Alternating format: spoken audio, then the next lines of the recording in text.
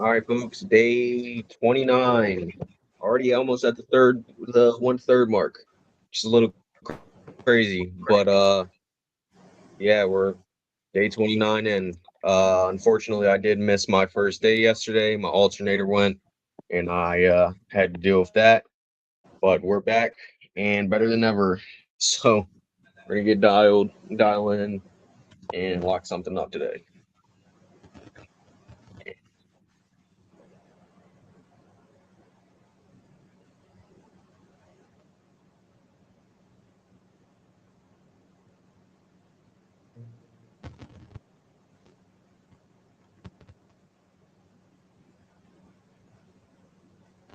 See here.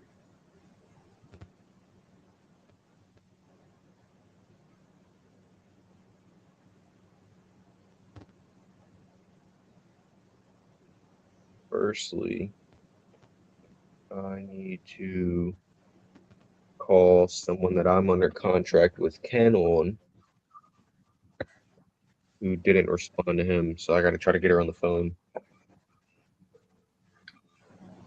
or anything else.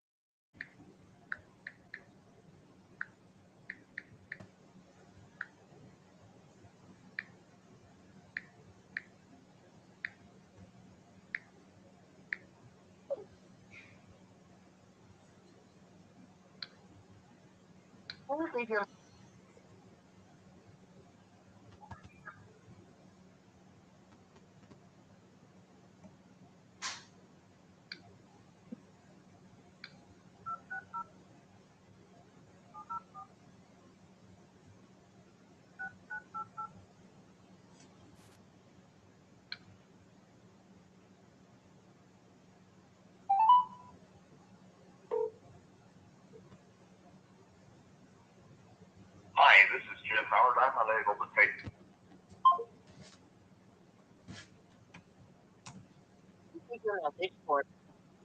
Politically. Sorry, mailbox is closed.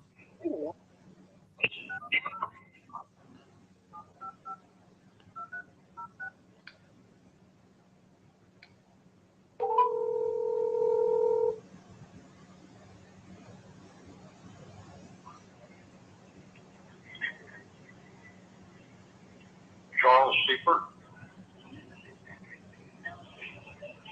is not available.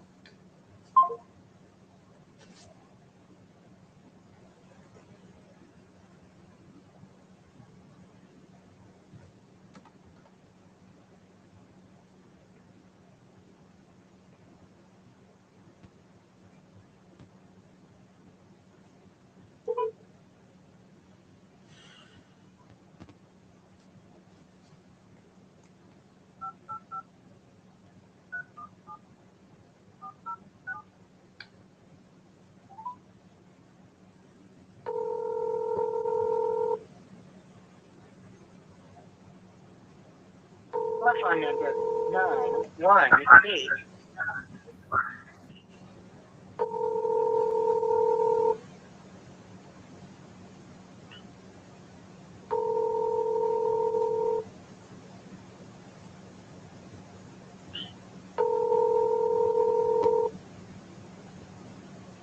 Eight five three one seven four zero six seven is not available.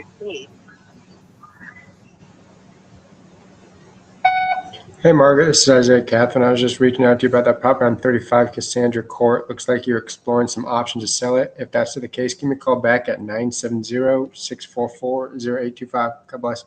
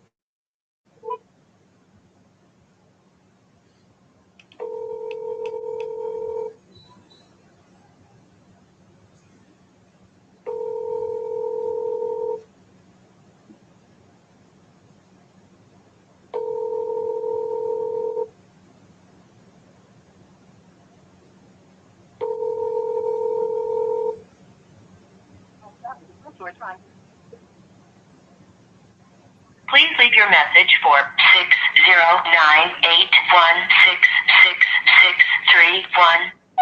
Hey Nancy, it's just Isaiah Catherine. I was reaching out to you about that property on North Manheim Avenue. Looks like you're exploring some options to sell it. If that's still the case, give me a call back at 970-644-0825. God bless.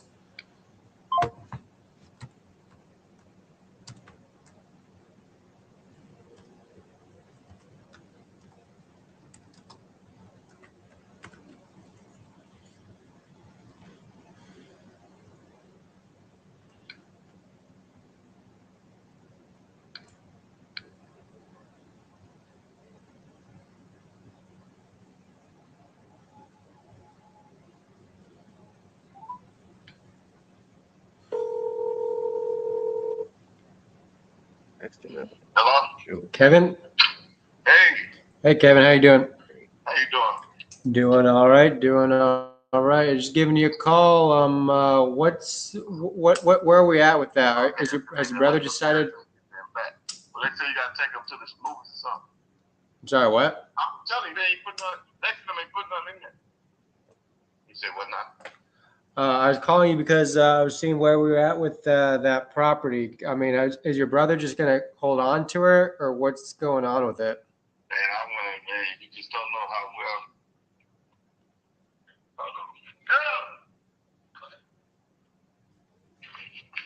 You just don't know how well I wanna say. I'm sorry, what? What? Hold on, my kid. What your kid? Hold on for a minute. You still with me?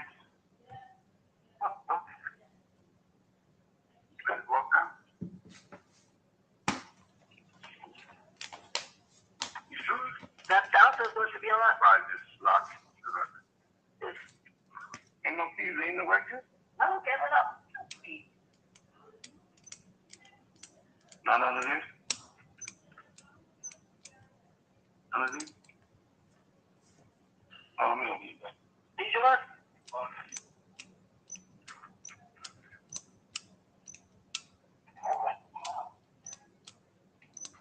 Can you hear me? Yeah, I can hear you, Kevin.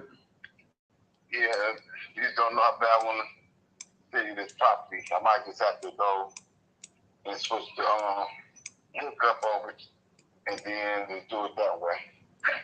Yeah, I mean, what's your brother's thinking? Like, what when the last time you talked with trying him? to get like 140 out of that house. Mm-hmm.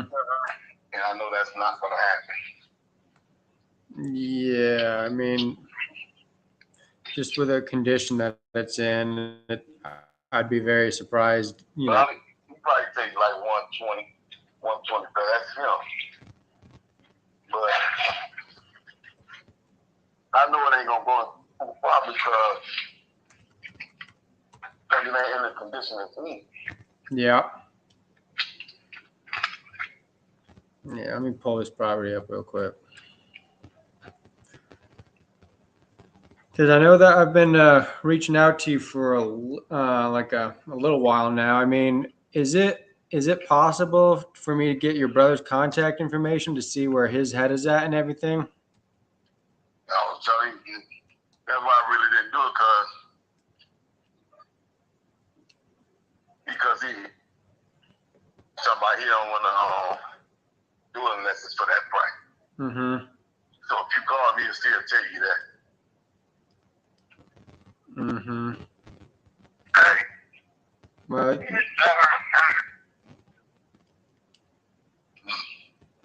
Well, he bought it back in 2022. It looks like. Is that right? No, that was somebody else had tried to steal. Remember I said somebody tried to steal the house? Oh, okay. Yeah. Someone tried to steal it. Yeah, because it was sitting so long vacant. And they tried to steal the house. And they went to jail for that. Interesting. That's really interesting. We had to go to court and everything. Okay. Gotcha. They almost got away with it. I'm glad that you guys caught him though. Yeah, they did. They gave me an eviction though. Dang. They gave me an eviction though. I said, give me eviction notice. So they end up going to jail. That's pretty crazy. But I want to sell you the house. I really do. Yeah, your brother's just pretty much like, hey, I'm not taking anything less than 140. I think he'll jump for 120. I don't know if he might lose a little bit or whatever. I think it's a great house. You fix it up, it'll be great. Yeah, let me hold on. Let me do some. If you get 120, it ain't nothing to talk about. He'll take it. Yeah, just give me 1 minute. You can see what you can do, you know what I'm saying?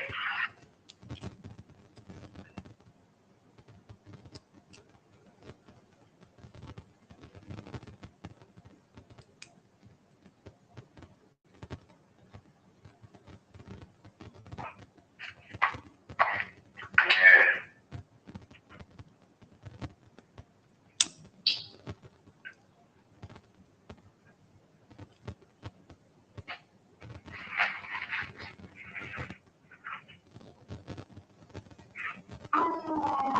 And what kind of work needs done on the property? Like a new roof needs to be put on, right? Yeah. Okay. Y'all gonna do the roof. Mm-hmm. Y'all gonna do the roof. Y'all, you know.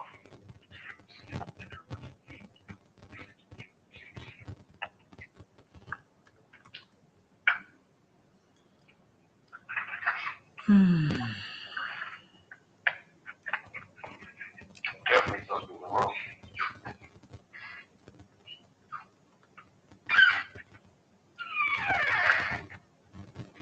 And you just don't want to deal with it, right? You just don't want to have to deal with the repairs. I just don't he'll sit there and let it sit like you need.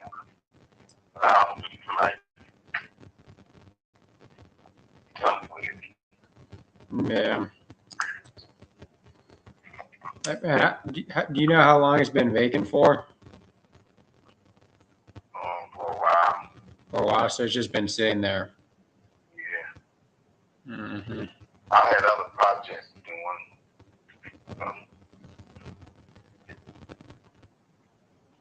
I gotcha.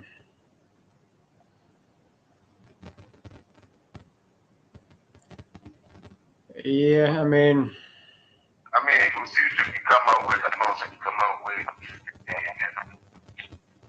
like you know. yeah, yeah. I can do the group though. That's what I'm saying. There's no group on there. Mm-hmm. But basically, all you got to do is like the inside, and the inside ain't that bad. So I painted. You know, you got new furnace, professional furnace. Ain't nothing somebody in the alley put in, stuff like that. But Yeah. plumbing is done. Like you got new plumbing, so it ain't like you getting it back and put tons of stuff. You might just put a new kitchen, bathroom and a half, and I say some floors. Yeah, and then if I do all that, how much could I sell it? Well, how much could I sell it for on the back end? You probably can get about 240. 240.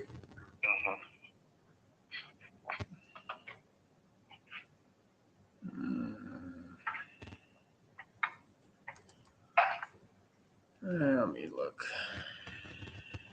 Can you hold on for 1 second? Yeah, that's fine.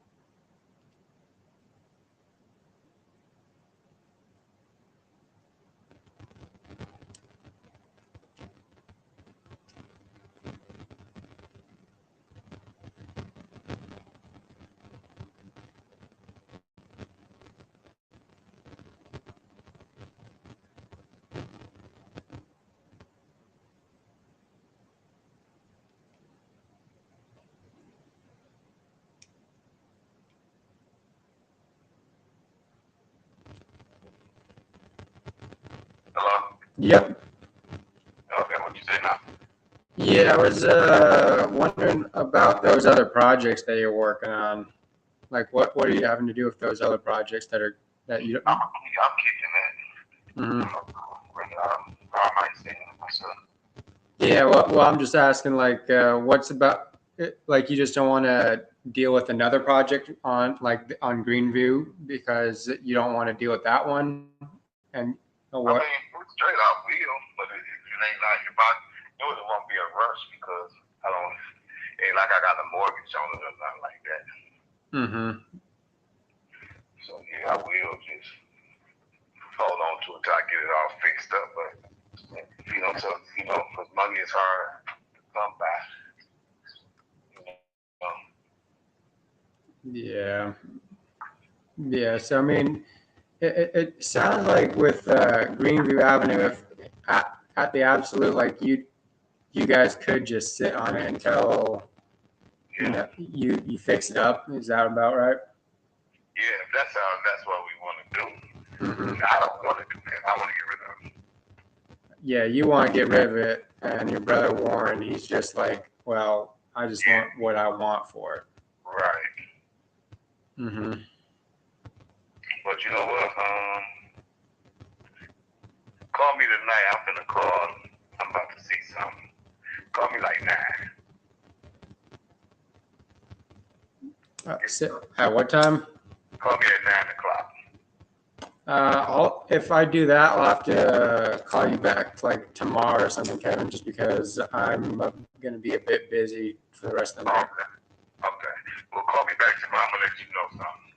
Well, I'll call you what time though?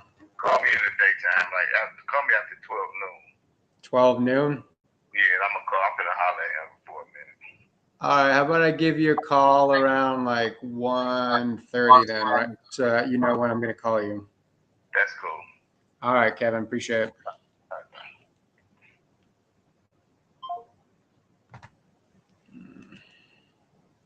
Yeah, I'm about to have to restart my computer in a second. I just want you to be mindful of some of the things that I just noticed from that call, though. Mm-hmm. If you're open to feedback, are you Oh, open yeah. to feedback? Always. Yeah, always. All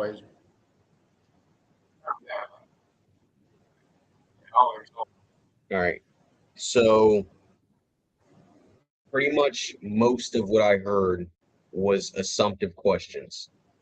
Like you were telling him what you thought it was rather than just asking what's going on. Like you don't want to hold on to this one, Mm-hmm. or you what did you say? Toward the end just now. Like you don't want to hold on to this one because you don't want to deal with this property over on Green something or something like that, rather than just saying, so why do you want to sell this one instead of one of the other ones? What's different about this one? Mm-hmm. And then Gotcha. you fed him another answer of so you don't so you're willing to hold on to this for however long. And he was like, well, no, I want to sell it. My brother doesn't. That was because now he corrected you, but that was another assumptive question rather than just asking again. So are you willing to hold on to this? Do you want to hold on to this? Um, so I would just be mindful of assumptive questions. Just try to keep it open ended. Oh man, this laptop. And then even now, he's about to go talk to his brother. So he said it himself. I'm about to go chop it up with him or something of that sort. I forget exactly what he said, but he's about to go talk to his brother now. So I would have found out what are you guys going to talk about. Can we jump on a 3-way call real quick, all three of us, just so we can get this washed out now? Mm-hmm. Um, Okay. and then the stuff that I said in the beginning about the humor, that's just up to you. Whether you want to, you don't want to, you want to keep it professional. But with a seller like him, it would have went a long way because he was trying to joke with you, and you were just like, "Give me a second, I'm looking at comps." I gotcha. So that might have lowered his guard a little bit more. And being like, "Damn, they tried to steal your whole house and then kick you out." Like that would have got him laughing and made him open up a little bit easier. Gotcha.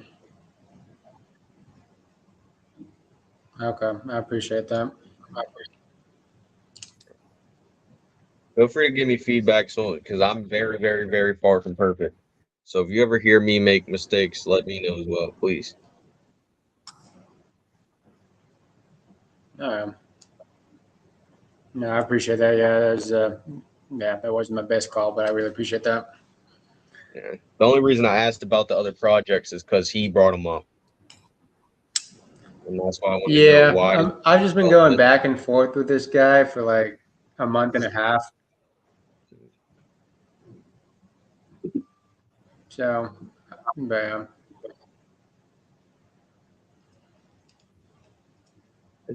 Telephone number 35. Mike, you just leaving voicemails? Oh. All right, I'll be back in a second. I'm gonna reset this computer because this thing is not operating correctly.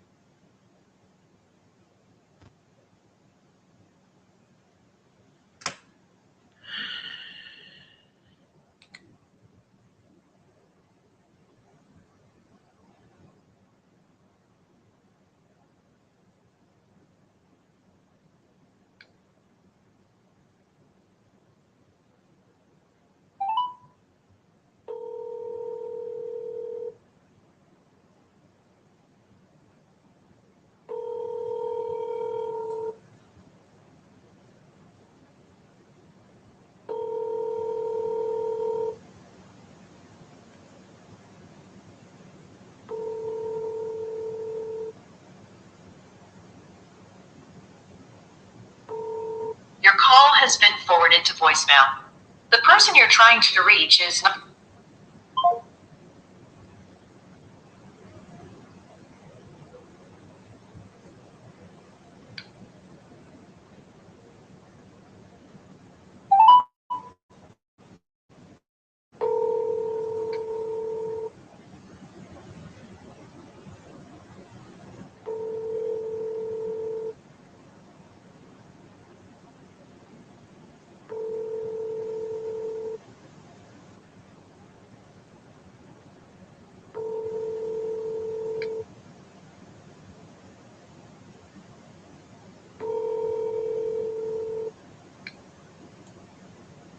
call has been forwarded to an automated voice messaging system.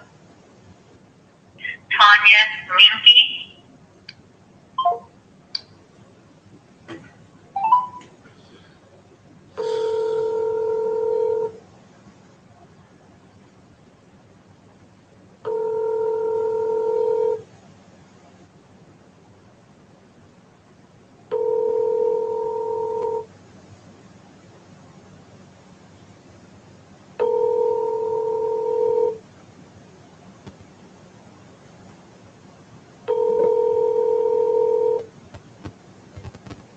Your call has been forwarded to an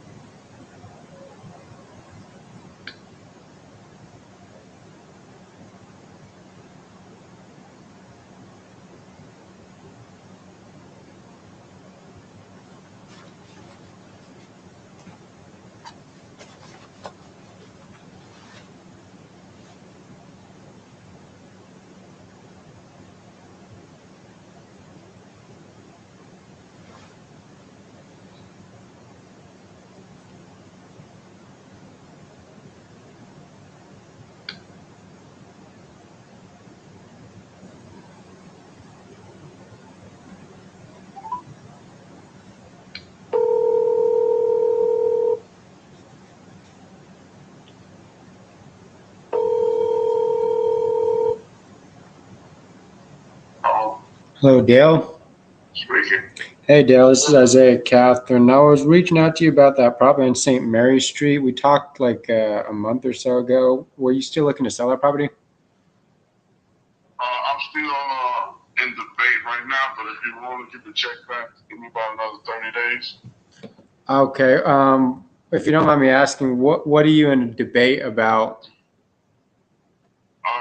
Pretty much the route, if that's the route I'm trying to go, or am I going to give it to my son? Still just debating on that. Okay. Well, if you don't mind me asking, how much are you looking to get for it? I was trying to get 55. 55. Okay. Yep. Let me just pull this up real quick. And Okay. Go ahead. can you tell me a little bit about what you got going on? As the property, what you mean? Yeah, like I mean, what's got you even looking to possibly sell the property? I guess. Well, the last tenant I had in there did some damage, and I was kind of frustrated and decided to get away from renting out. And I'm still debating on, do I want to even get back into doing that? Getting back into being a landlord again? Yes, sir. Gotcha. And if you don't mind me asking, I know you just like a minute ago you said that your son might end up living there. What's going on there? Well, I'm also thinking about giving him a chance to, start his own little place, get his own crib. And has he shown interest in living in the property? yeah,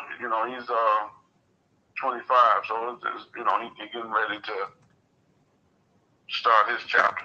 Mm-hmm. So, you know, I'm trying to see if that's something he's thinking about doing, or is he really trying to just get into an apartment, or do you want to really just up and be a homeowner? Okay. When was the last time you talked to him? I'll say about a month now. A month ago, about whether or not what he's going to do? Yes. And do you, if you don't mind me asking, what was he leaning towards that last conversation? Still up in the air because his only thing is, I guess, the distance of traveling to work if he lived there. Mm-hmm. You know, it would roughly be a 30-minute ride for him. Okay, so it would be a 30-minute drive if he were to live. Right there at 15758 St. Mary's. It'll be roughly a 30-minute ride for him. Okay, so let's say worst case scenario happens and that he's, you know, that he doesn't really, he doesn't really want to live there. Are you just going to move forward in selling it, or what's kind of your thought process there, I guess?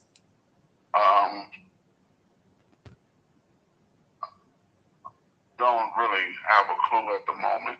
Mm-hmm. Just trying to figure out my move, but making sure it's the best move for me, because once it's done, I can't take it back. Mm-hmm.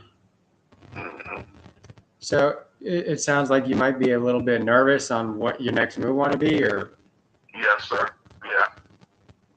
Okay. What makes you so nervous, if you don't mind me asking? Because the neighborhood is a nice neighborhood, and for the little repairs, I might end up just trying to put it together. Because, you know, the comps in that area is roughly about 115, 120. Mm-hmm. And if I put about 20 or 30,000 into it, I can have it right at that, I can try to sell it for that. Mm-hmm.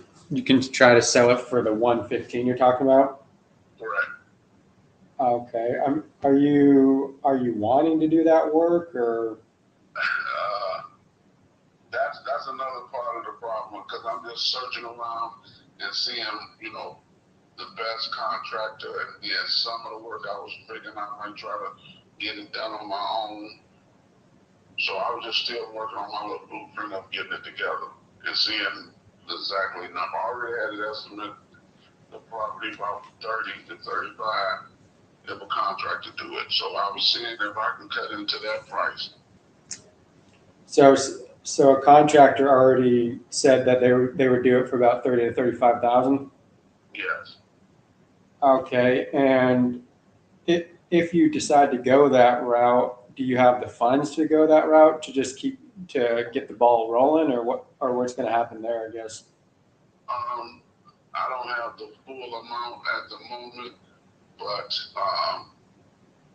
that's why I was also working on some of the property, some of the house I probably can get done on my own. Mm-hmm. And then what I can't do, that, you know, hopefully that'll cut into that 30. Mm-hmm. So if there's a lot of stuff that I can do, you know, sanding the floors throughout, that'll chop a nice piece of the price down if I get that done on my own. Now, as far as re-putting the furnace and the hot water tank, I definitely got to contract that out. The one bathroom upstairs that needs the total bath done in there, Mm-hmm. That's something I might have to contract out. Okay, so there's one bathroom in there that fully needs like gutted, or what? It's already gutted. Oh, it's already gutted? Yes. Mm-hmm. So it's all the way down to the studs and everything. It's already down to the studs. Just needs the new drywall, and then, you know, and some tile. Okay, so I mean, if it needs all that stuff, and you said that your son might want to go, you know, live in the property, is he going to do that work if he ends up living in the property, or who's going to end up doing that work? Well, no,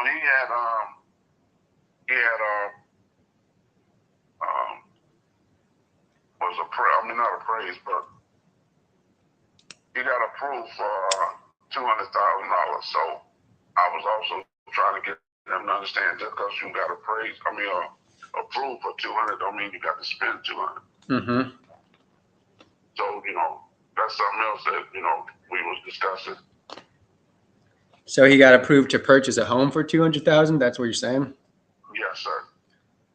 Okay. Well, what I'm asking is like, is he okay if he did move into the property? Is he okay with having a bathroom that needs to be full, like that's already fully gutted and everything like that, or how does he feel about that? I guess. Oh, well, like I said, he done been in. He know what it look like. Like he understand that it's gonna need some work done to it too. Mm-hmm. So he understand that. And do you feel like that might be why he might be hesitant to live in the property as well, because he might not want to deal with that? And that's what I'm trying to coach him into too, though. Mm-hmm. Letting him see, he get to put this together the way he like. Mm-hmm. Instead of just jumping in just because you got the approval for the 200, don't mean you got to burn it all. Yeah, I can certainly understand that. I guess because you said that he's trying to decide whether or not he wants to get a house or stay in an apartment. I mean, Right. if you don't mind me asking, what does he do for a living? He works at a place called NAPCO. They make parts for a car, the drive shaft and things of that nature. And does he work does he do that like 8 hours a day, or what's his work schedule like? Yeah, it's usually 8 hours, but then they work Saturday and Sundays too, like twice out the month. Okay, so sometimes he's working 7 days a week, it sounds like. Yeah. Okay, so I mean, it sounds like maybe his hesitancy might be that he works all this hours, and he doesn't want to have to go into a house where he has to put in work after he's done a full day's worth of work. Mm-hmm. Yeah, but that's what he got me for. So you don't mind doing the work if you need to? Well, if it pushed to that situation, I wouldn't mind. But I also want to give him a great start in life too, though. So Mm-hmm. he can use this as a stepping stone. Mm-hmm. Gotcha. Okay. Yeah. So you're kind of at the point where either like your son is gonna live in the property and take it from you, or Right. or you're gonna have to decide what else you want to do with the property. Correct. I mean, let's say that your son decides that he doesn't want to live in the property. What more are you leaning towards?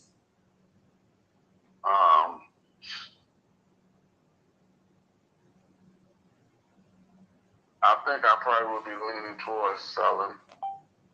Selling as is? Yeah. Okay. But like I said, that just count on if I can put the rest of the little cash together and do some of the work myself, and then I don't mind, Mm-hmm. You don't mind what if you don't? I wouldn't mind going for it then. If I can get some of the work done on my own, and then I can just contract the remaining that's left out, all the major stuff. Mm-hmm. Yeah, I guess if you were to put the work in and do all that stuff, I mean, how long do you think all that would take for you? I would probably say maybe 3 months. About 3 months. Yeah. So it'd take you like a little bit, like a couple weeks to a month, and then the contractor a couple months, or. Right. Take me a couple months, then the contractor will come in and do what they good at. Mm-hmm. And do you have the time to be able to do the repairs yourself? Yes, I'm not working right now. I'm disabled, so I got the time to be over there. Mm-hmm. Yeah, I mean, if you didn't have to deal with the repairs or deal with the having to spend $30,000, I mean, would you not? If you didn't have to deal with that, would you rather not have to deal with that though? Uh, yeah, I would say yeah. Okay, so if you could, if you could just walk, because it sounds like you just kind of like to walk away from this property. Yeah.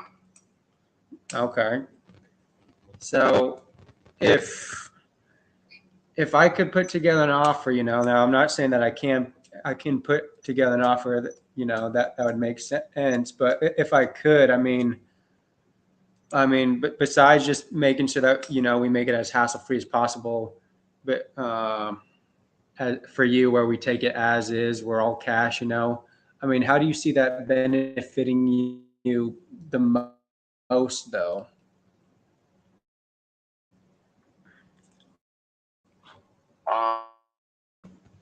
I mean, well, it would benefit because then I'm not worried about the property over there with no one in it, and then we keep getting over there, cutting the bushes, shoveling the snow, and cutting the grass. I got the neighbors on either side; they looking out for the house, so that'll take all that away. Okay, so it sounds like it would help you because you just don't have to worry about it anymore. Yeah. Are you worried about like some squatters will get in there, or what's kind of? You can't put it past them because but I keep it looking nice and neat, and then like I said, I got the neighbors on both sides that's keeping an eye out. So it's probably gonna be hard for somebody to do that because they'll give me a call if they see anything that don't look right. Mm-hmm. But and then the neighbors, they got their property A1, so they don't want nothing next to their house looking not looking nice as their house. Mm-hmm. Yeah. Yeah. You said the neighbors. I'm sorry. Say that one more time about your neighbors. They are looking out for the home because their home is nice and they don't want they don't want nothing going on like that next to their home. They are homeowners, so they definitely thinking about their property value. Yeah. So they don't want nothing else to happen to their house. So I got them to call if something go down, and then I keep the yard looking nice and shovel the snow. Mm-hmm. Definitely trying to keep the appearance up on the home, even though ain't no one in it. Mm-hmm. And how long has it been vacant for? It's getting close to about a year now. Close to about a year. Yeah. When you had it rented out, how much were you getting in rent? $950. $950. Yes. Okay. Is that? Could you get if I fixed it up and everything? Could I get more than that? I would say about 13 or 1400. 13 or 1400. Yeah. Okay. And that's just like I say, going in there, updating the kitchen, and like I said, the bathroom already got it, so you're gonna be redoing the bathroom, and then it's a half bath in the basement, which can be turned into a full bath because it got room to put a shower there. Okay. It's a 1.5 car garage. It's in good condition. The foundation is solid. Mm-hmm. Okay.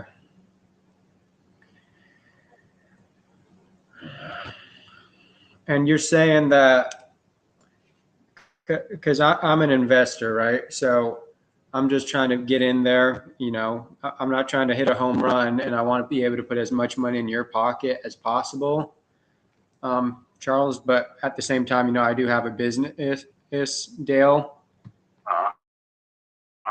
and I got to be able to put food on the table for my family, right? Yes, sir. you were to fix it up, you'd be able to sell it for 115, right? Yeah, 115, 120. 115, 120. Okay. And you said the contractor quoted you about 30 to 35,000. Just me being, conservative, because money like that goes really quickly. I would guess about 35,000, just to be on the safe side. If I were to buy this off of you at like 55,000, put $35,000 into it and sell it for 115,000, because I have my closing costs, I have my holding costs, because when I go to buy it off of you, I'm covering the closing costs, and then when I sell it, I have my closing costs, right? And then I just have my business expenses. So if I bought this off of you at 55,000, I'd be putting all in at like 113,800. So I'd really only be able to make like $1,000 if I paid it 55,000 for it. Mm-hmm.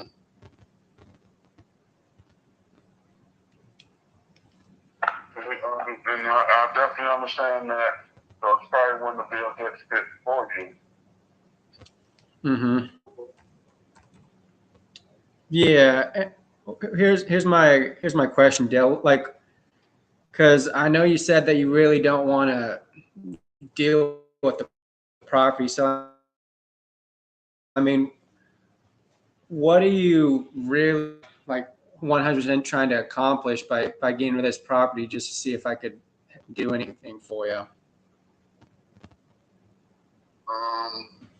And like I said, I'm still up in the air trying to make a decision on which way I want to really go. But like I say, you're also welcome to just check back from time to time, and we can go from there. Because if things don't work out, then I, definitely have you in mind, and we can, probably move from there. But like I said, still put your offer in, so I can at least have that in mind, Yeah, if I were to, I'm just looking at what I could. Just give me 1 second, Dale. Just give me 1 second.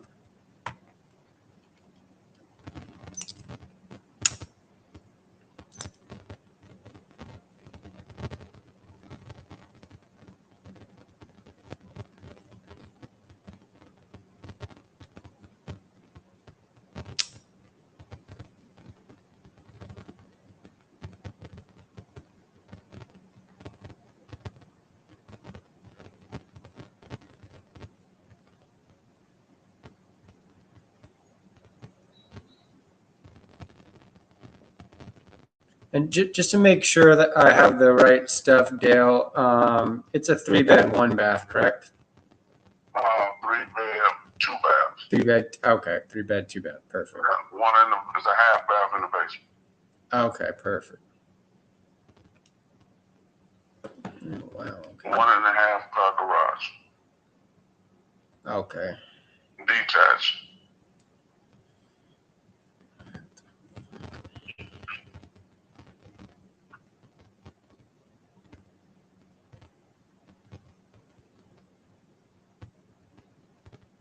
You said a detached garage? Correct. Mm-hmm.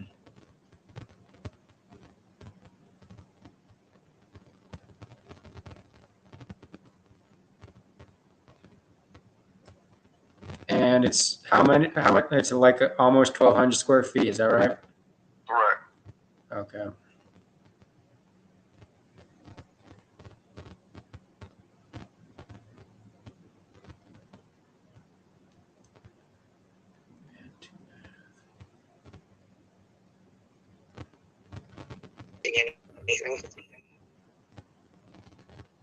Mm-hmm.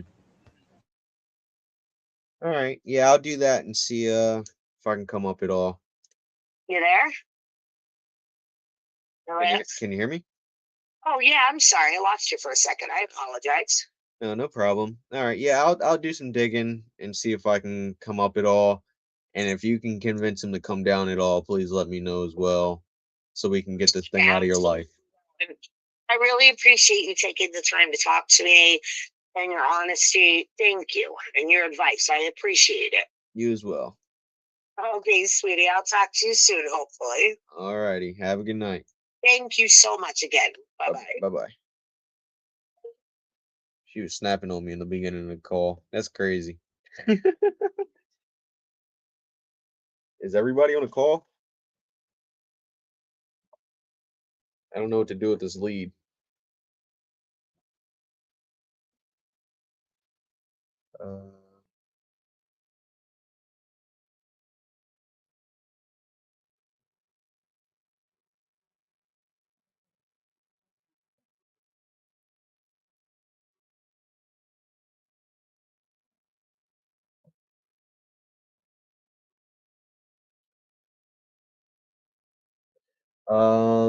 Trayvon, yeah, there's plenty of room on the what's it called? Message me on Facebook, and I'll shoot you the link.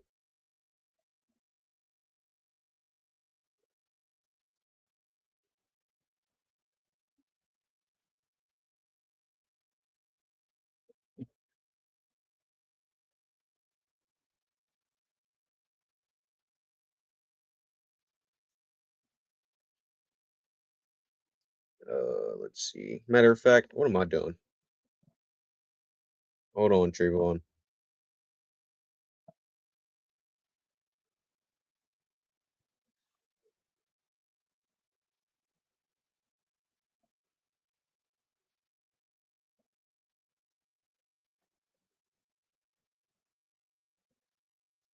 What's up, fellas? Hey, congrats on that contract. I appreciate it. I guess it's a dead lead. Remember that? I don't know if you were on the call. Remember that seller in like Northeast Pennsylvania? And she was like, ARV is 400 if you put an addition on there or something crazy. Mm-hmm. I just got back on the phone with her. She was like irritated in the beginning of the call, and then if you hear the end, she was over here like laughing and giggling and stuff. But her husband is stuck on 50, and I need it at like 25, 30. And she's like, my husband will not talk to you. Even if I give you his number, he's gonna say, go talk to my wife. I guess I just have to dead the lead. I mean, dude, I guess they're not motivated. No, she's like, I want this shit going. She's like, I wanted it going for years. In the beginning of the call, she was trying to play hardball, like, no, it's worth 50. It's worth 50. Mhm. We can get 50. And then I was like, all right, so go list it with an agent and then replace the septic and then replace the electrical and then go replace the HVAC and then you can go get your 50. And she's like, I knew we weren't going to get 50. It's not worth 50. I just want it gone. But the husband's like, she said the husband's not going for it. Period. Do you What's know why going the on, husband Caesar? needs the 50? That's their anything that they get from the sale of this is going toward retirement and savings. So I even asked her that. Well, is $30 or 30,000 in your savings better than zero? And they were like, no, we're just gonna hold on to it. He's not selling unless he gets 50 because he's so emotionally attached to it. That's what she said. I say I don't like follow up within a month or two to see if anything changes. No, I'm not doing all that. I don't I like mean, I wouldn't. following up. Okay, well then, yeah, dead delete then. You want it? You can have it. The wife is on go. She tried to play hardball. I got her. I can get her down. The husband. I'm just saying because you already have the rapport with her and you have the trust with her. Yeah. So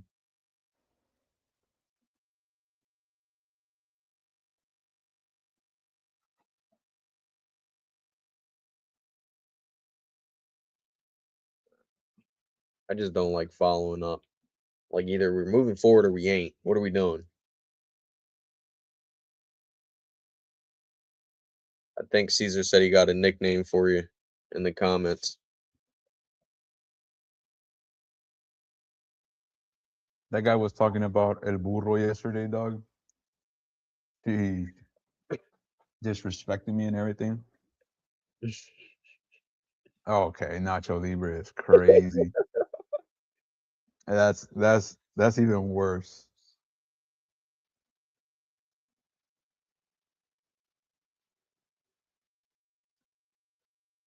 Damn, Caesar. You know what, bro? I'm getting off. Can't take all this disrespect.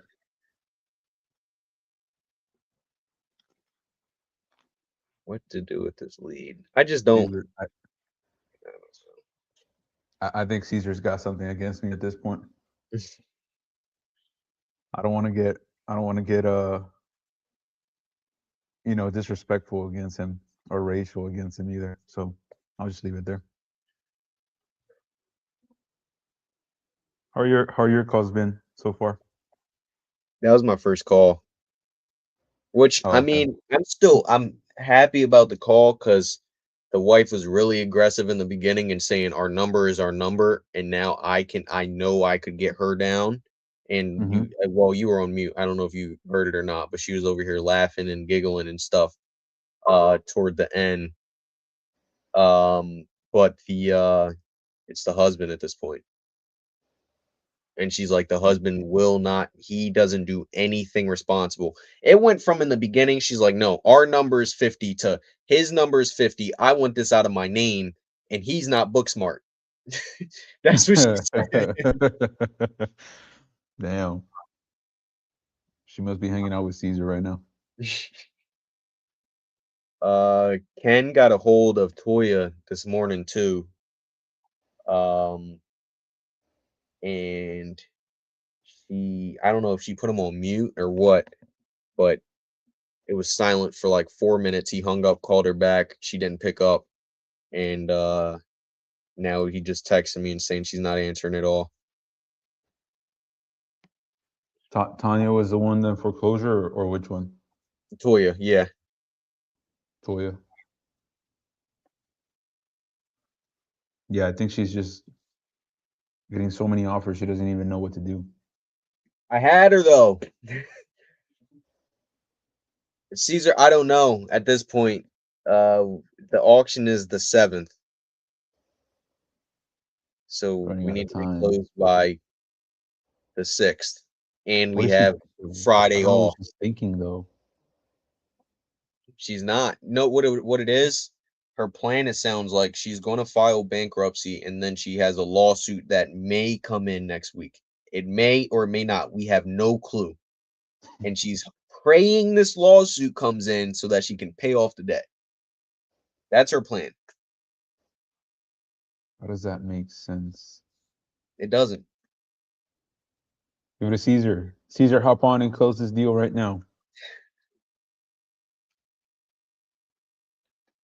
Did you I think you saw it, no, that Heido was calling her too? On the live on or yesterday?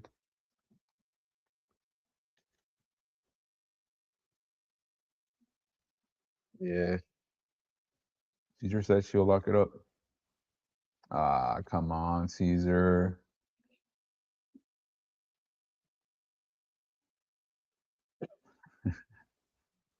All right. Let me look through. I gotta look through, find that lead, and I'll send it over to you, Caesar.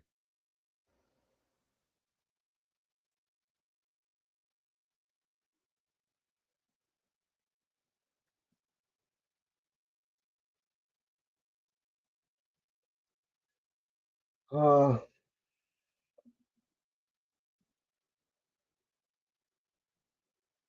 telling you, my brain is fried, and I still got to do some dispo. Bro, I'm doing dispo on that Livingston thing. Livingston, is that the seller The finance or a mobile, different one? yeah, the mobile home. I mean, honestly, it's not like terrible because I'm already working with somebody that's gonna take on it, but just like the title stuff. Oh, Yeah, TC work is not fun. I just want yeah, to talk. I'd shout rather out get Caesar. cursed out for 8 hours from sellers than deal with TC. Yeah.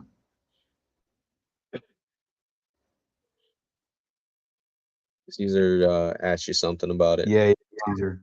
It's just trying to find the right title company to do everything.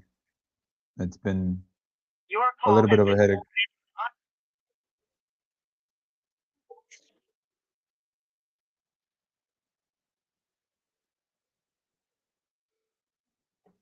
He's got a TC for you.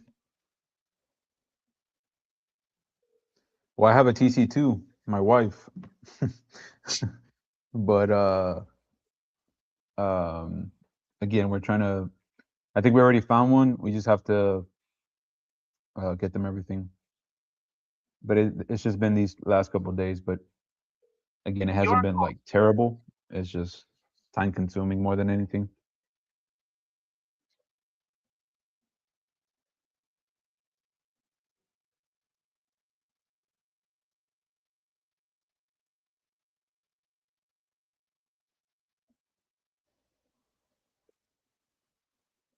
There you go.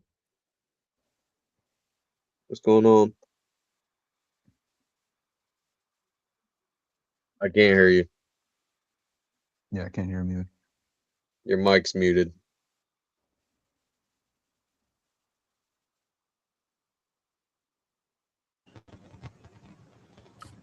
All right, can you hear me now? Yeah. Yeah. No, I just didn't have it connected to USB with my headset. All right, man. How are we doing this? When we unmute, when we get a call? Stay Yeah, brother. unmuted until Stay somebody's unmuted. on a phone call. Your name and reason for calling. Let her Okay. rip.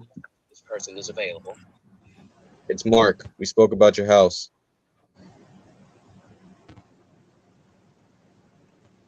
Thanks. Please stay on the line.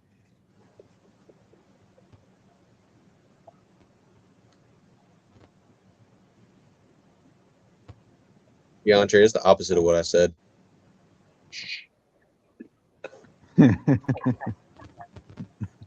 Wait, so you said unmute? Say it one If more you time. hear Say it one somebody else on a phone call, then mute. Sorry, this person is not more. Okay. available. If you would like to leave Yeah, an but if you're dialing, just let it ring. Gotcha. If you're on the If you call, would everybody your else name will and mute. reason for calling, I'll see if this person is available. It's Mark. I'm buying your house.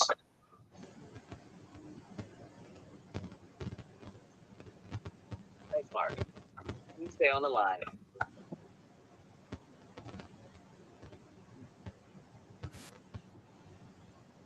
No, I actually heard twice already. Oh,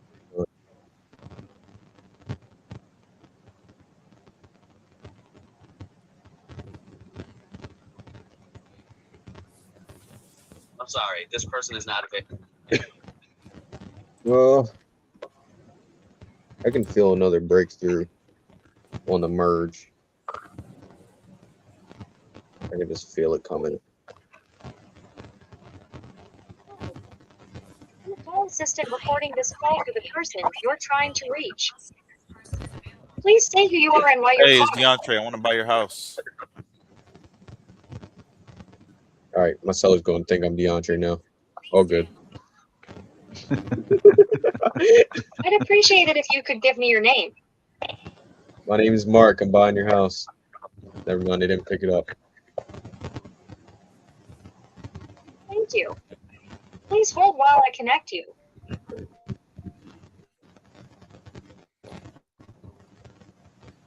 The person you're calling is. Hi.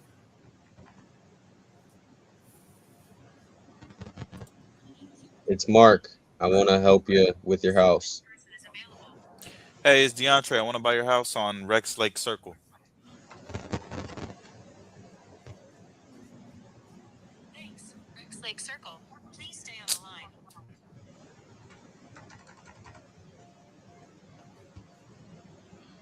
Why is this not ringing?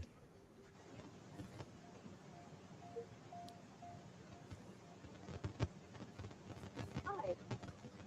Call assistant recording this call for the person you're trying to reach. Please say who you are and why you're calling. My name is Mark. I want to help you with your house.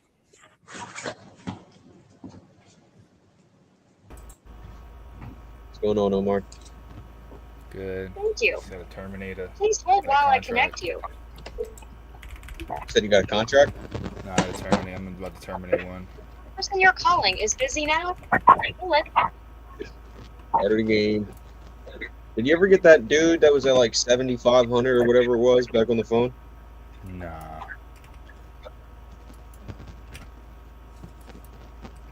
Summons real quick. Everybody was coming in like 5,000. This guy's like, User, I don't know. I don't know if it's. I don't know what it is. I haven't had anybody call me back from that voicemail or that Google voice thing and be like, well, you said you're buying my house, so I'm sure it'll happen. I just haven't had it happen yet.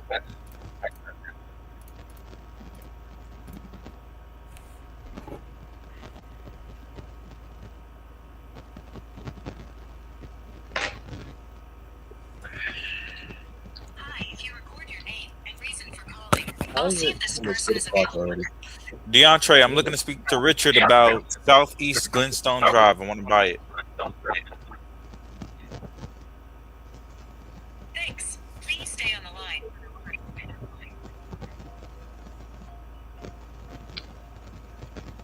That was too long.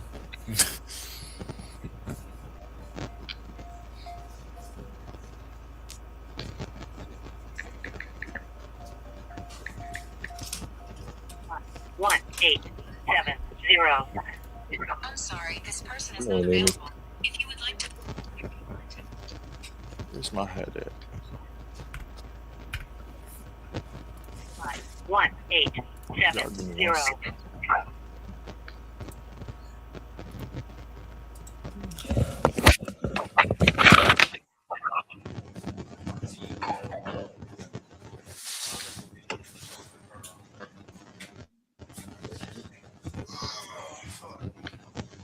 I wonder. Nah, I don't like that. Part of me wanted to know if I should have just said, I'm going to go to try to get you to 50 and we'll see what happens. But I already know they're going to come back at 30. I don't think they were gonna be willing to move, to be honest. I mean, The wife is at willing to least move. that's what it sounds like. The wife is willing to move for sure. The husband, I don't know. I don't know if it's just her saying that or like if I bring him evidence, if he's really going to feel that way or what.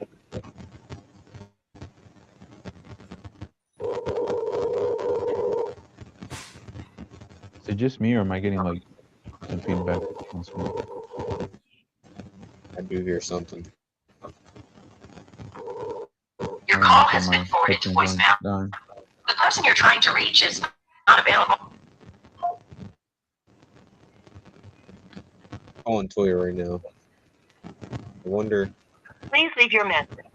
if I get her back on the phone. So why didn't you sign with Hyro or Ken? Please leave your message. Bastard.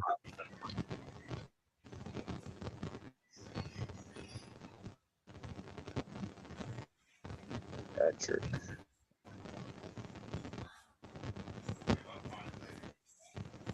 Your call has been forwarded to an automated voice messaging system.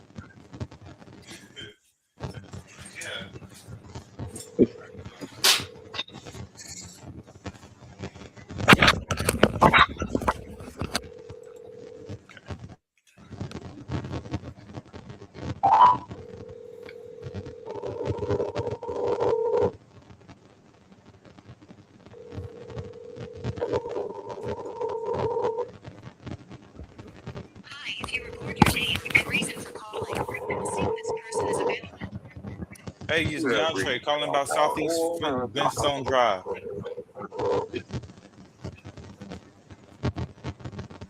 Thanks. Please stay on the line. 4, 7, 8.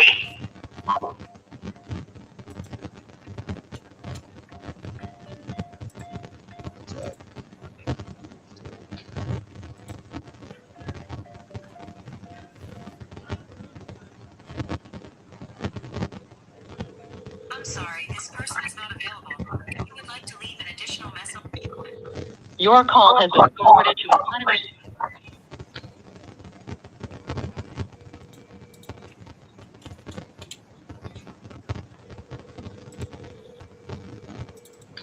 Your call has been.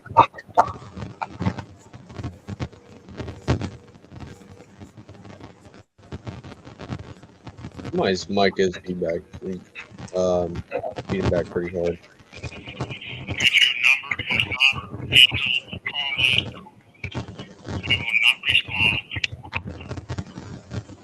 I don't know what that means. But I'm gonna call again.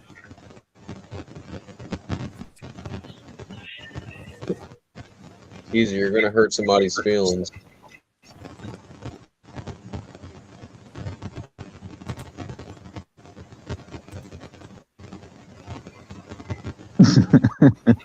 I just saw his comment.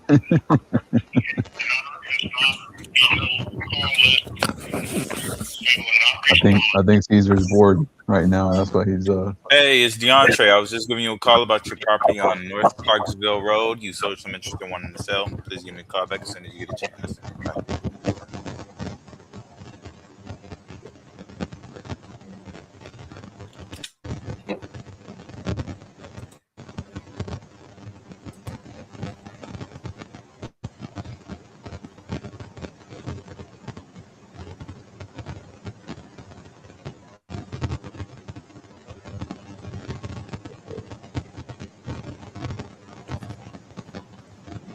Hi, I'm a call assistant recording this call for the person you're trying to reach.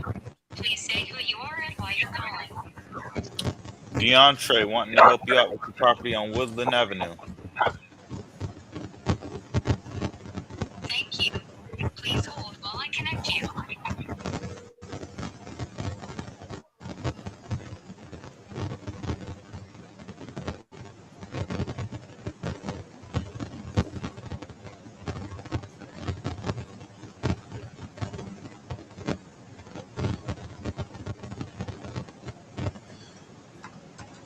Person you're calling is busy now.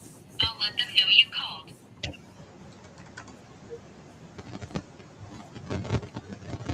Hi, I'm a call assistant recording this call for the Isaiah, is something going on with your mic? Please say who you are and why you're calling. No. Hey, it's DeAndre. I'm calling about Woodland Avenue. Thank you. I think it is your mic that's doing the feedback.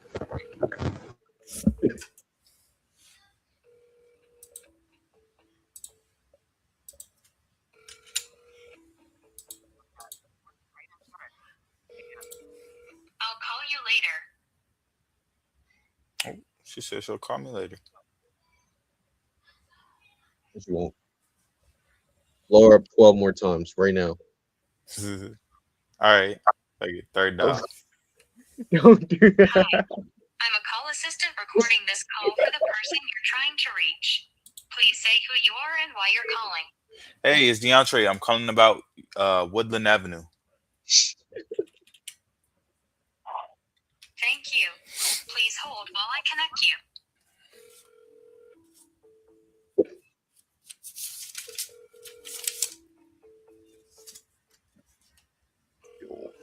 With 19. Arthur Ave. You want to get out quick?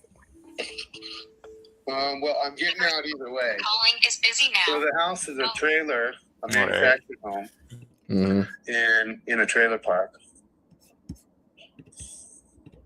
So I'll have to pay lot payment every month. And then I'm going to be paying the mortgage too. So I'm just trying to sell it fast.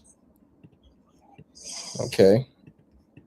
Well, I mean, can you tell me a little bit about what you got going on? So yeah, it's in a trailer park off 224, right on the river. There's river access there. Beautiful spot on the river. Lot payment's $890 a month, so cheap lot payment.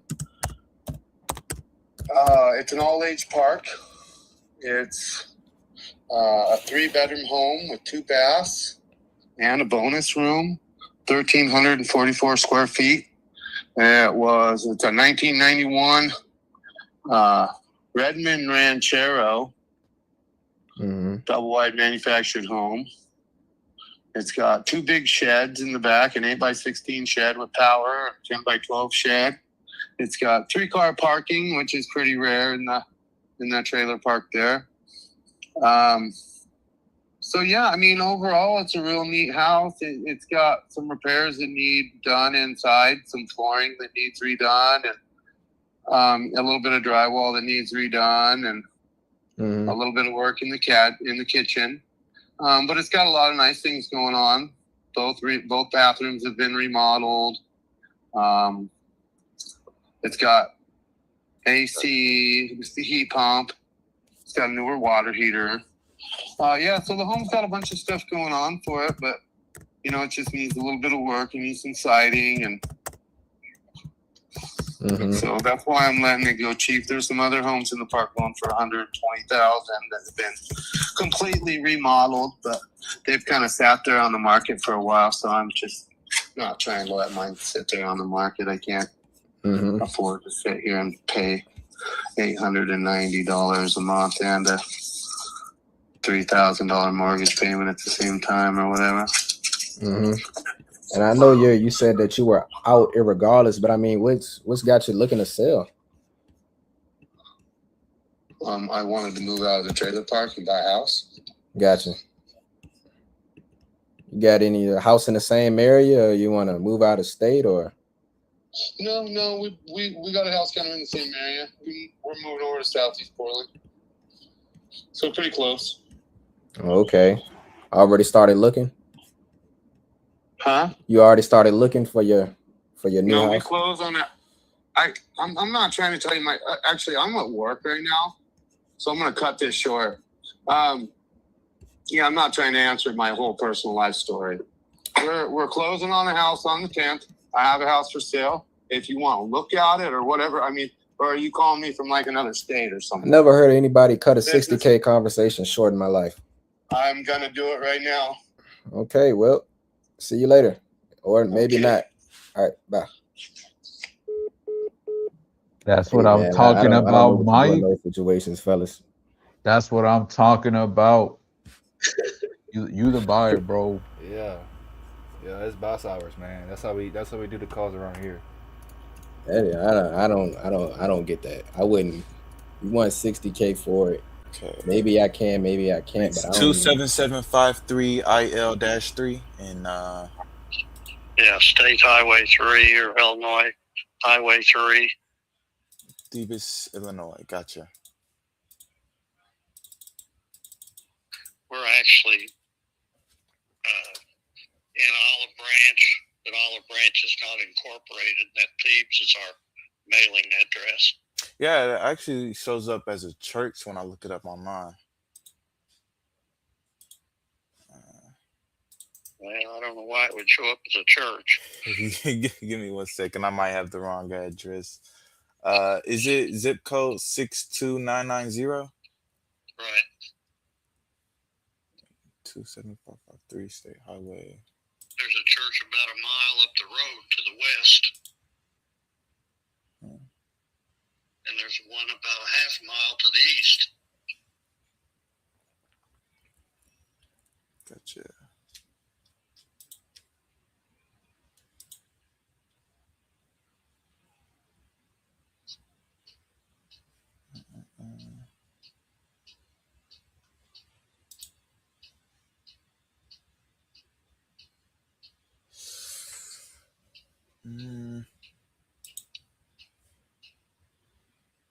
Yeah, I'm having trouble finding this one. I'm so sorry about that.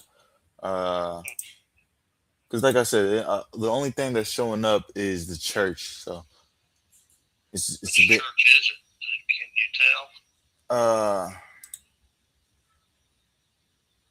Can you tell? Not nothing on Street View. Well, I can't really tell you which one, because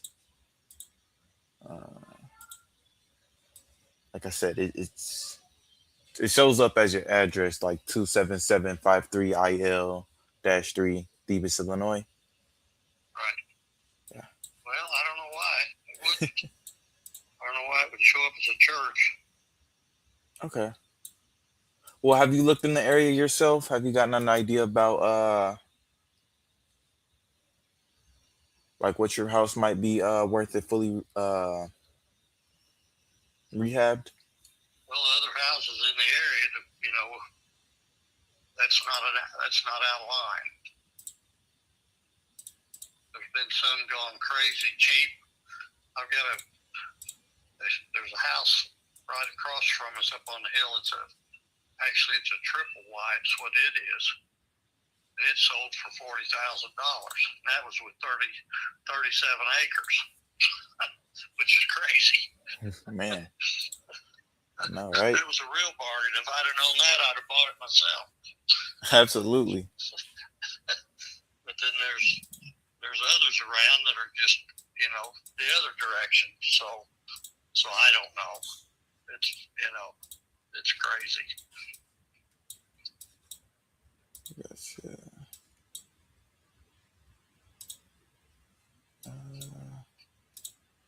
Well, here. How about I figure this out for a second, then I'll give you a call back. Does that sound fair? Yeah, that's fine. Okay, thank you so much. Okay. You are. Man, I didn't know what to do. Once I couldn't find it, like, man. Yeah, I wouldn't even focus too much on that, to be honest with Yeah. you. Like, if you can't find the property, just just leave it alone. Just speak to him. Like, see if there's motivation. Worry about the numbers afterwards. If Too there's no busy motivation, comping, the numbers stop don't comping. matter. You ain't got shit to comp anyway, and the seller is a talker. Oh yeah. Yeah. Okay. Should have just embraced no from the start. No, not even. You should have just Not tried even? to see if there was motivation. See if there was motivation. Did you get a price from him? 325. Oh. So I'm like, Mike, Caesar didn't realize that was on rented land. There's not really much you can do with that. You need it for $5,000. Yeah. Not you, DeAndre. That was Oh, not for me. Mike's call. Okay. He says he wants 225 for it on Zillow. Says it's worth 199. So I'm not even sure if this wouldn't have been a deal anyway. How you know? Maybe. I'm not sure. I'm just spitballing. Now that you call me out for it.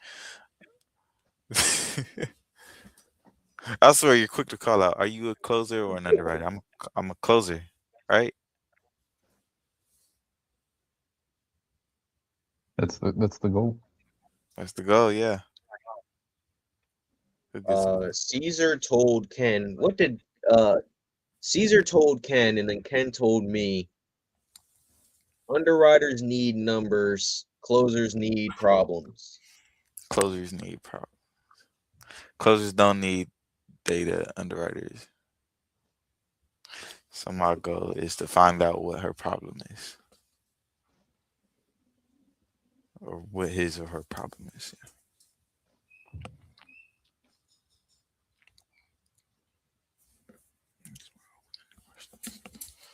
All right. Because, yeah, if I can't even find this, I'm probably not going to call that one back. Anybody else want to get us on the call?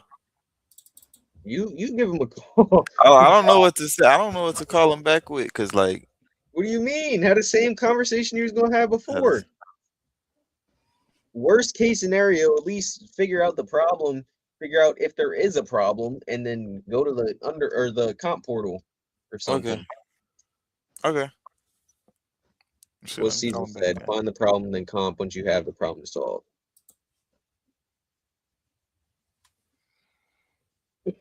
Or you could use their numbers. Worst case scenario. Get it locked up at 625. I mean, not 625, 225, I think. What was it? I had it written down. 325. It was 325.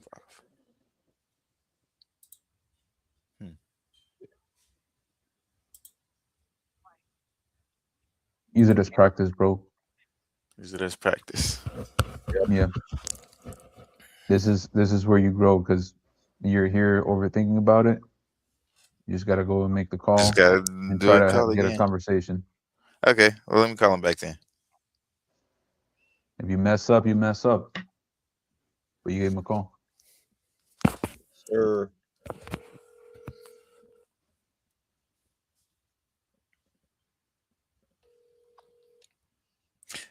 Hey Tim, so I didn't have any luck finding it on Google Maps or anything of that nature, but I wanted to get back to that 325 price mark that you said.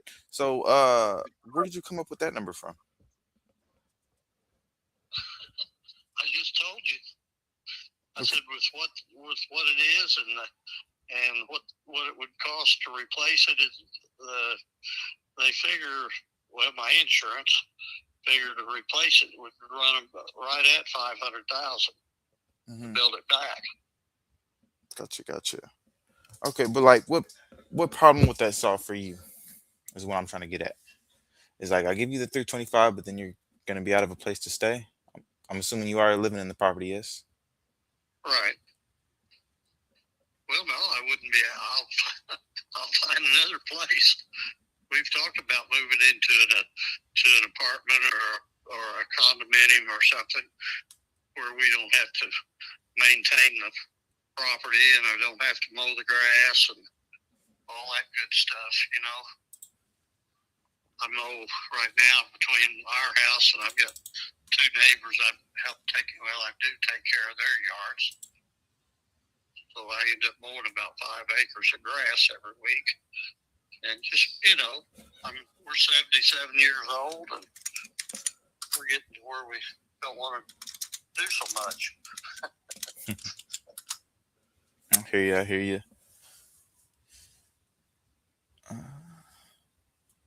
Well, tell me more.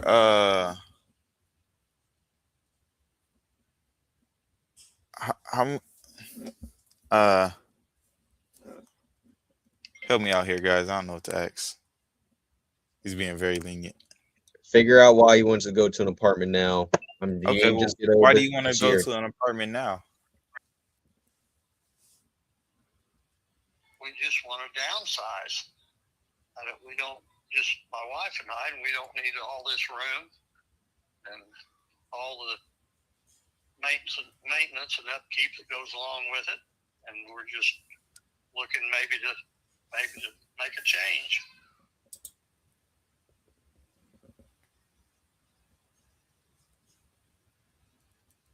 I mean, I don't have to do anything. I own the property.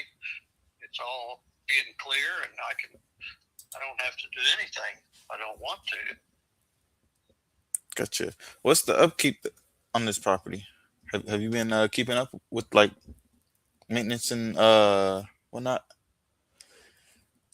Yeah, we just put a new air conditioner in. I think it was 2 years ago, and I put a new roof on it a year or so before that. And, you know, things like that have to be done. General maintenance have been taken care of. We've done some painting, you know, over the years. That's something we used to be able to do ourselves, but it's harder for us to do now. So we don't do it, and just, you know, just things that we don't feel like we want to do or can't do anymore.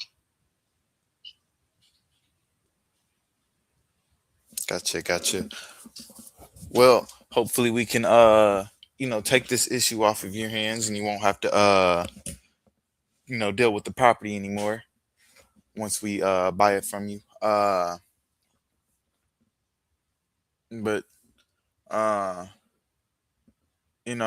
house sounds like it's in pretty good condition. So what's stopping you from listening with a realtor and getting your full value from it? We just haven't decided to do it yet. Like I say, we don't have to move, but it's something we're considering. And if somebody came along and no motivation offered us what we'd like to get out of it, we'd probably let them have it. There's motivation. They want convenience. You got to figure out. They already did a bunch of the big stuff. Why not just stay there at this point? You already did the mechanicals. What upkeep do you have left? But yeah, we go to church about 1.5 miles up the road. We've got friends and families around fairly close. So, I mean, there's nothing forcing us to do it at all. It's just something we've talked about, and we've just never 100% to do it. So, anyway, that's the story. But so why now? Why are you looking to sell at this moment? Like why not just wait? You're the one that called me. I didn't call you. I'm not trying to peddle it. I'm just telling you that we've talked about doing this. Mm-hmm. I just have not done it. Gotcha. We've just not got to the point where we have to. But if everything fell into place, we would. Okay. So I mean, that's just the way it is. I mean, if somebody drove up out here tomorrow with a check for what I'd like to get out of it, you know, we'd probably go ahead and get out and. What exactly would have to fall in place? Well, mainly the price and going. We have a place we have looked at, and that we've not. Well, it's been a while since we actually looked at it. That we talked about moving to. It's kind of an assisted living type setup, and we talked about doing that, but we haven't checked into it lately because we just hadn't got to the point where we felt like we wanted to or had to. But if everything worked out right and we could, that's probably what we would do. But we just haven't gone that far yet. Gotcha. Well, let's talk numbers real quick. Let's talk numbers real quick. Let's say I buy this off of you for $325. How much work do I need to put into this for me to get it up to 2026 standards so I can sell it on the market? You probably want to do a little painting. Other than that, and maybe put new carpets in the bedroom. And I think that would basically do it. As far as I'm concerned, everything else is up to today's standards, as far as I know. If not, somebody else has to tell me. We got 2.5 baths. One's got a walk-in shower and a tub in it. The other one has a shower. It has a tub with a shower in it. And then the half bath's just a stool and it's kind of a mudroom type thing where laundry sink or whatever, a big tub sink that I use when I come in from outside or something. As far as everything's working, don't have any problems with it. Okay, so how much do you think would you put in for rehab? I'm sorry? So how much do you think exactly for rehab? How much work would I have to put in? Dollar-wise? Yes, sir.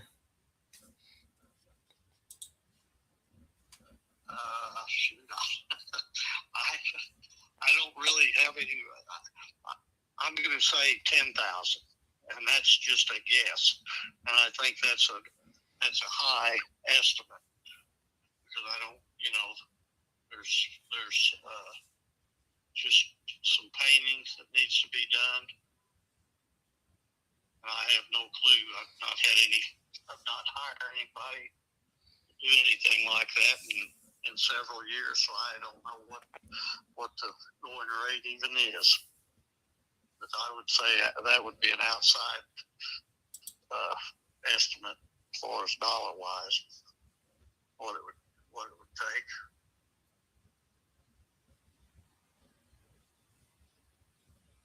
Okay.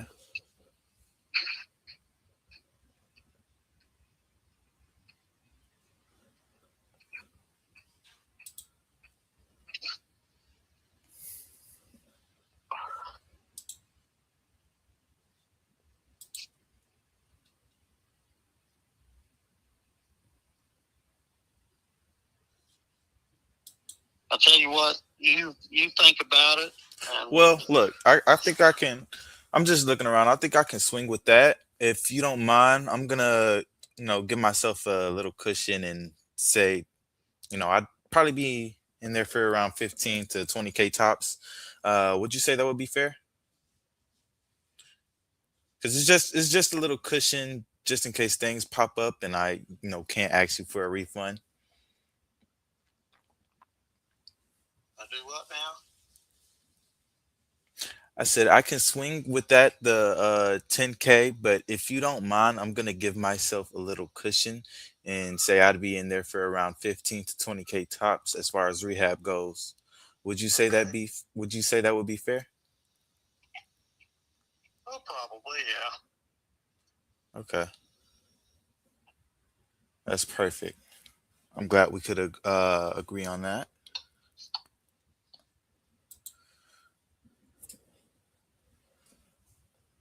What next? I'm sorry. I'm having trouble keeping up with this conversation. You gotta educate him. Put his numbers in the calculator. That's what Caesar's trying to get at. Okay. Let me see. I gotta have my calculator open.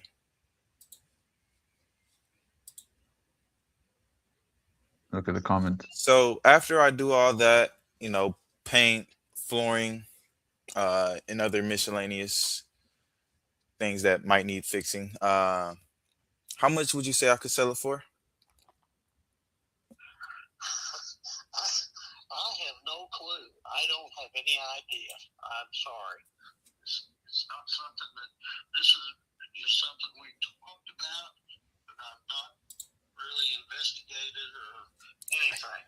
So you're asking me questions that I don't have any idea. Caesar, I got my eyes on the chat, man. That's what I'm looking at right now. Some idea, but I can't. So.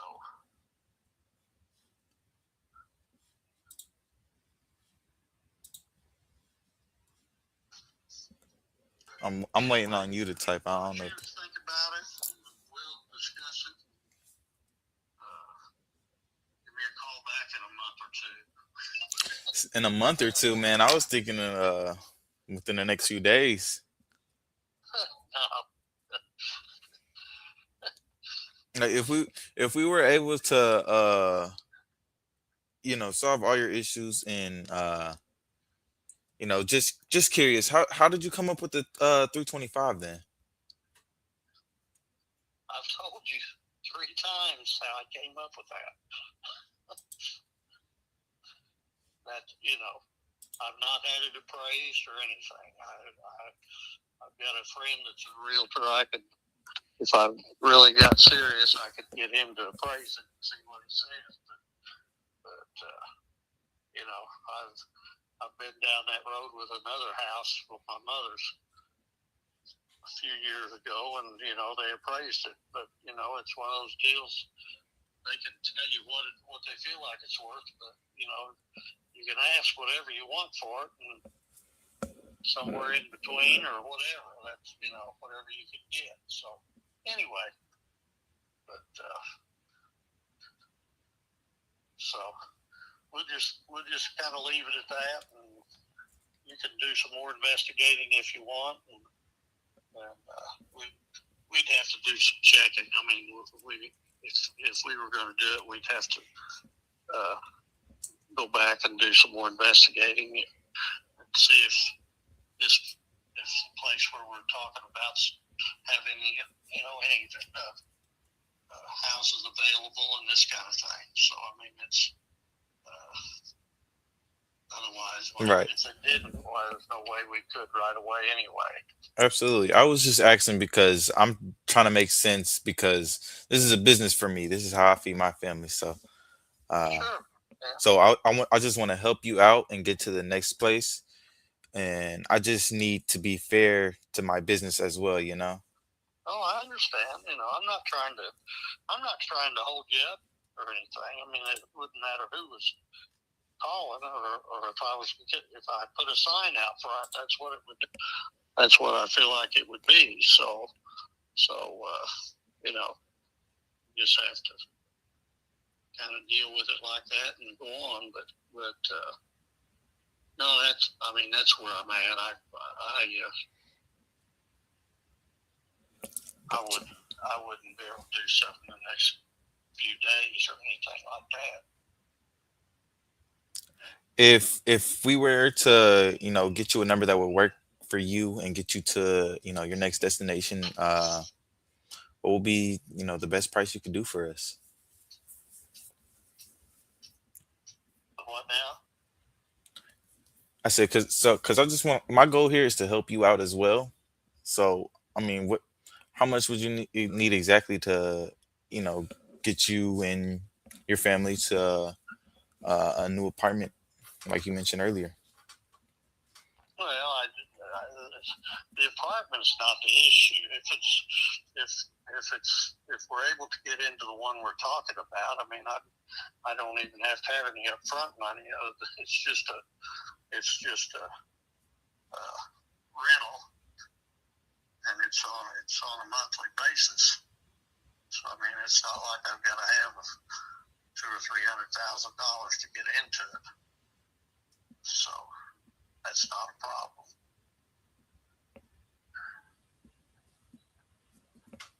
Gotcha.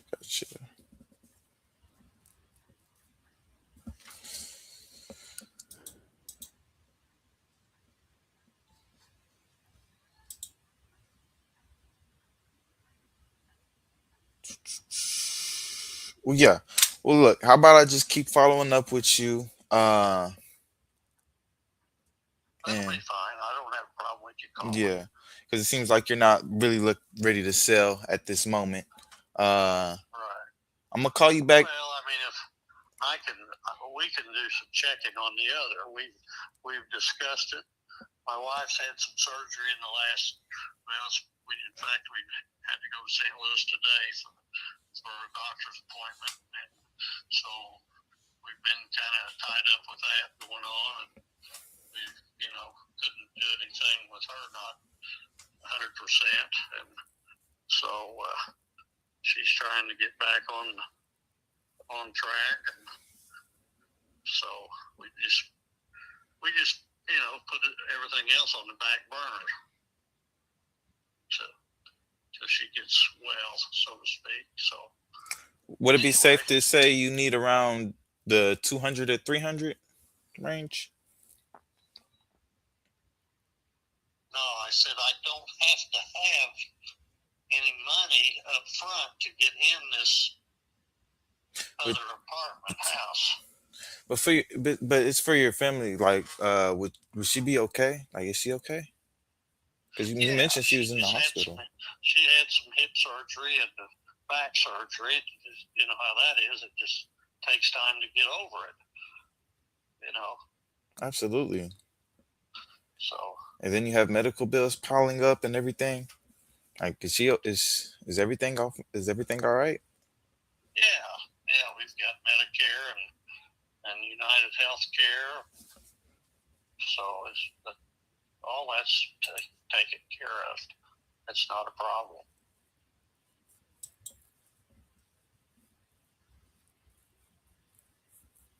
Yeah, medical bills we don't have. Our insurance covers all that. That's good. That's good. Yep. No, we're not. I'm not doing this because I need the money. We have comfortable retirement. And that's why I say I don't have to sell the house. It's not selling the house to get money to live off of.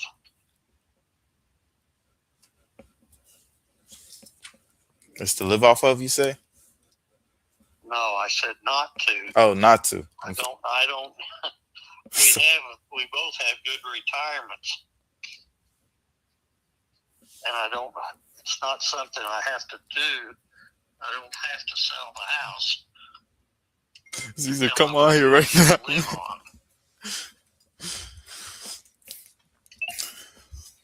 Gotcha. Okay. Yep, I understand. All right. Well, it's been good talking to you. What was your? I'm sorry. What was your name again? Yes, sir. My name is DeAndre Rogers. Okay. I'll save your number in my phone. Yes, sir. I will text it to you as well. DeAndre Rogers, cash buyer. You just go ahead and lock me in, and I'll whenever I just call, you either just send me a text if you're not available to call, or just call me back whenever you do get a chance. Okay. All right. Sounds good. All Appreciate right. talking to you. Of course. Likewise. You have a good one as well. God bless. Bye. Yo, That was a bit rough. I No, know. listen, you need to just breathe. I need to just breathe. I still You get said, excited. I don't need this money to live on. You said you need the money to live on? That's because you're focused on any and everything other than what he's saying. Just, yes, it's a lot going on because you're newer, but just breathe. Listen to what he says, react accordingly based on what he says. Accordingly. Okay. You're good, man. I'm laughing too. I'm like, I'm definitely still new at this. Don't worry, bro. You're about to get some feedback right now from Caesar. You'll get some feedback. I don't know if I'm ready for this. Caesar about to go crazy. About to go. Oh, Hey, he comes. Let me have it, man.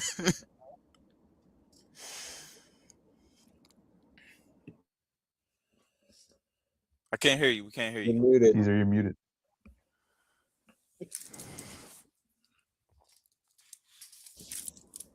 And Caesar got the 4K camera. Can you guys hear me now? Yes, sir. Yeah. I was just gonna say, first and foremost, bro, mad respect to you. I mean, you fucked up big time, right? Like you got your ass kicked, but you did it in front of everyone, so mad respect.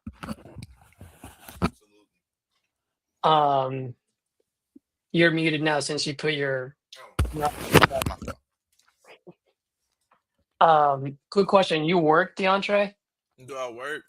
I'm looking for a new job. I just quit this moving job. They're kind of a sketchy company. So when was your last? So when was your last day? My last day was Friday. Like they had they had tried to get like, so we had did this one job from Austin to San Antonio. It was a quick. That's fine, DeAndre. But yeah, they scanned Cool, the man. I don't need your story. It's cool. My fault. So your last day was Friday, yeah? Friday. Didn't even get paid for that day. All right, cool. And I know it can be pretty tough, man. I've been there before. So question for you, what'd you do Saturday, Sunday? Saturday, Sunday, mostly spent time looking for a new job. Knowing that's not gonna work out. Got it. Okay, cool. And you're in TU now, or? I'm in TU. I've been in TU. I was looking for my TU hat. I just had it, but I got the shirt too. My shirts too. All right, bro. That's not what I asked. I don't give a shit about your TU hat or TU shirt. Yeah.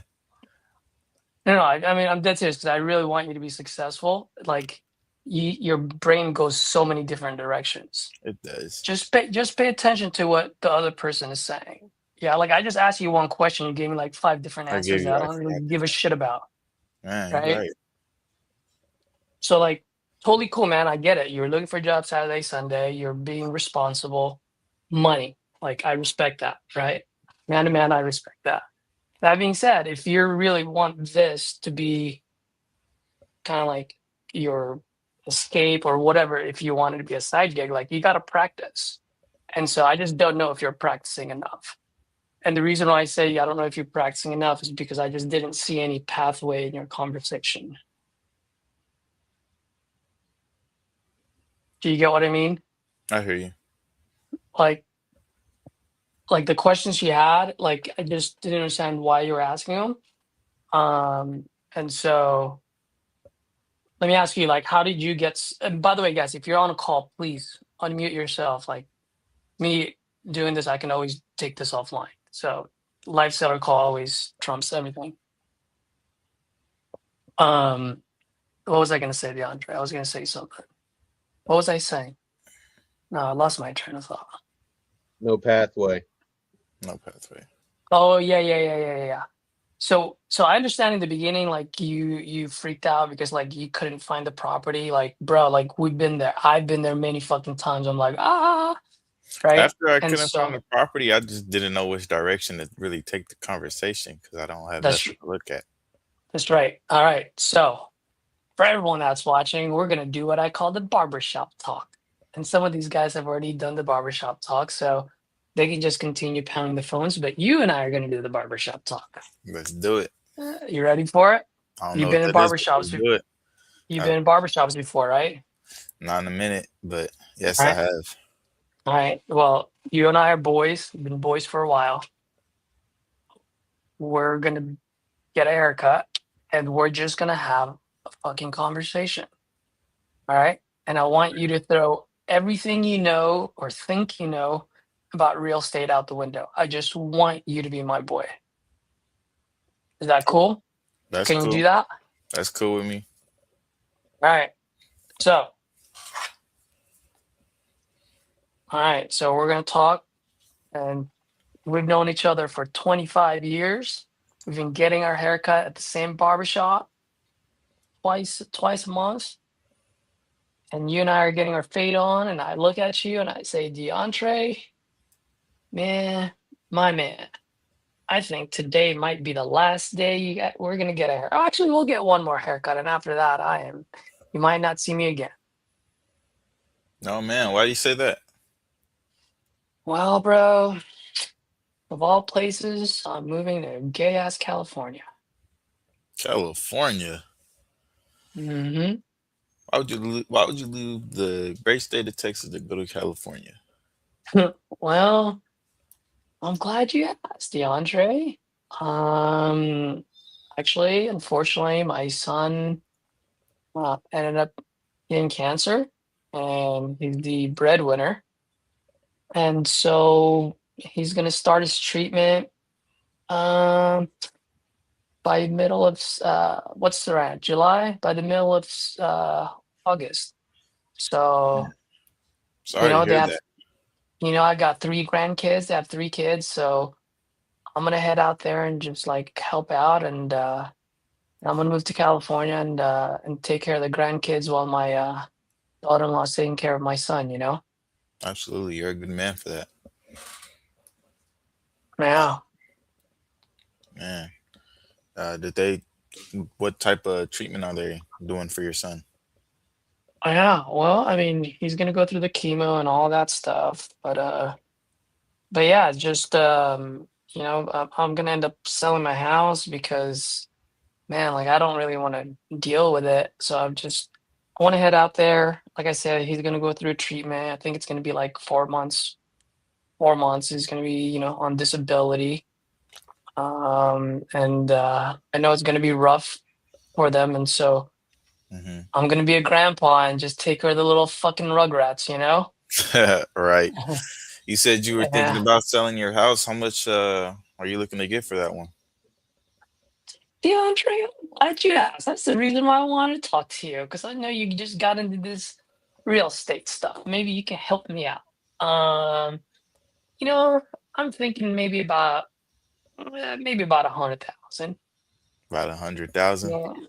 Yeah. And I'll make it easy for you, man. It's just I was looking around the neighborhood. I mean, you see all the houses that are rehab, they're all selling for 200,000. And you've seen my house. I mean, it's not a shit box, but it's stuck in the early 2000s. Like I haven't remodeled it in a while. I mean, Jen and I bought it in the 90s, and since Jen died, I just haven't really done anything to it. So I figured you got to make some money. So I figured I'll sell it to you half for what you can resell it for. So yeah, I'm thinking 100,000.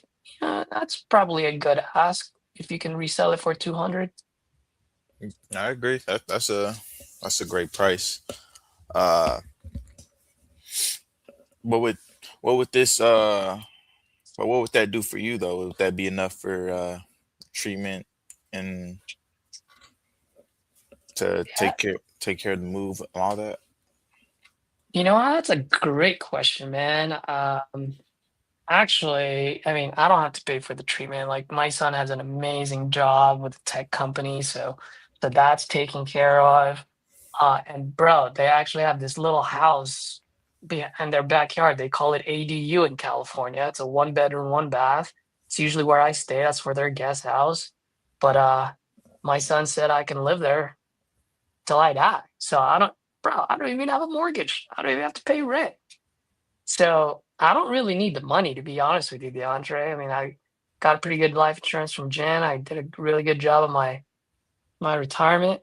Um, so so yeah, I don't really need the money. Figured I'd just sell the house because I don't want to deal with tenants and toilets, and I don't want to come back here. That's perfect. Besides drinking some beer with you from time to time, you know. Of course, of course. Well, shoot, man. Let's get this agreement in writing. Then I'll definitely buy your house for 100,000, man. It seems like a fair price. So, yeah. Perfect. All right. So let's end script there for a second. So, question for you. Okay. How come you didn't get stuck? Oh, Hold music what's the was that? difference? I'm sorry, what was that? Was that hold music Lizzo? It sounded like the starting of that was a song.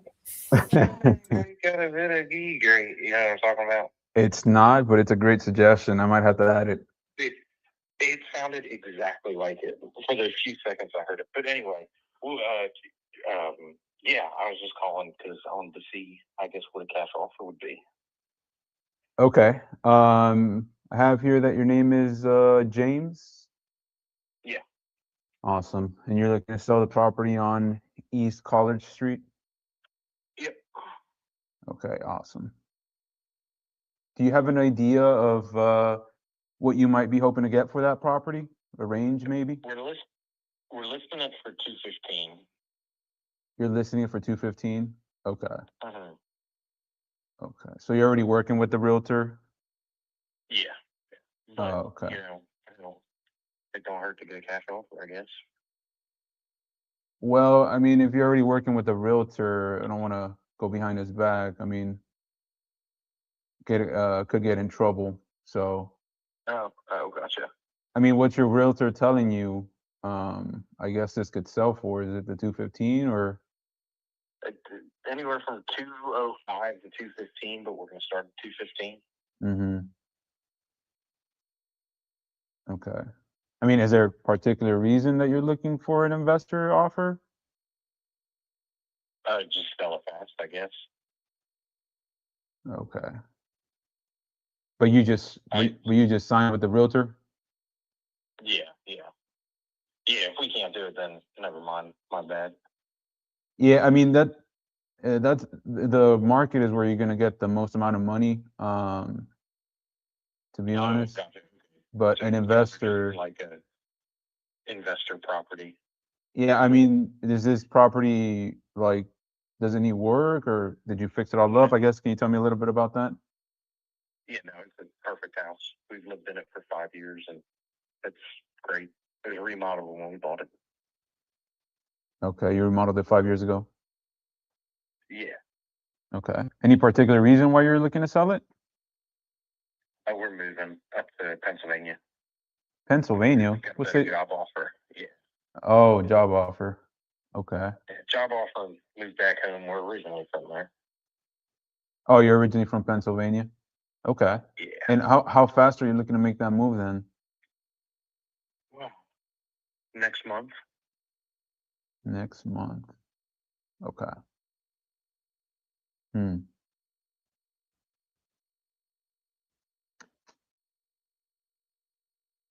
Let me see. And when are you going to start listing it again? The listing will go up Thursday. Thursday.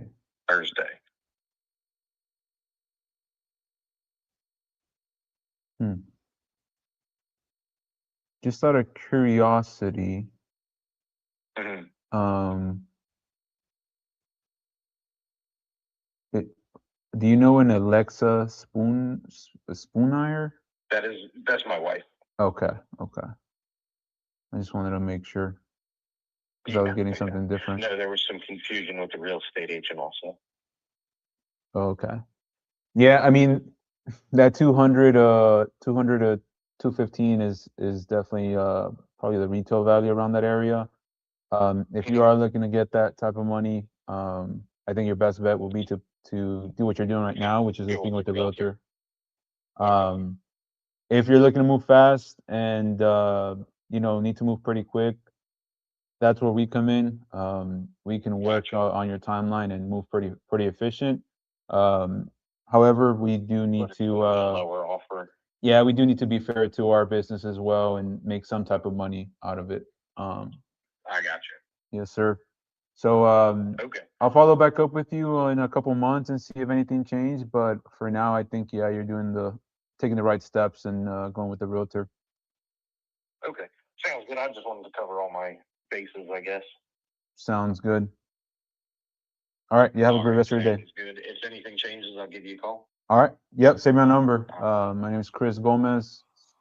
We do buy all over Texas, and we're always looking to buy. So if anything changes whatsoever, give me a call. Sounds good. I'll let you know. All right. Thank you. Yes.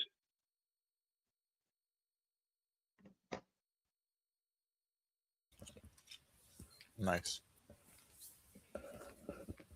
DeAndre, you back? Yep, I'm back. All right. So, quick question for you. Okay. How come when you and I were talking, you knew all the right questions to ask? It just felt more relaxed. I guess I should say. Why? Because you had set up the scene to where, like, in my mind, we knew each other for years and everything. So it just felt like I could make more mistakes. Bro, you can make a lot more mistakes than what you made with me. Why can't you make mistakes with the sellers?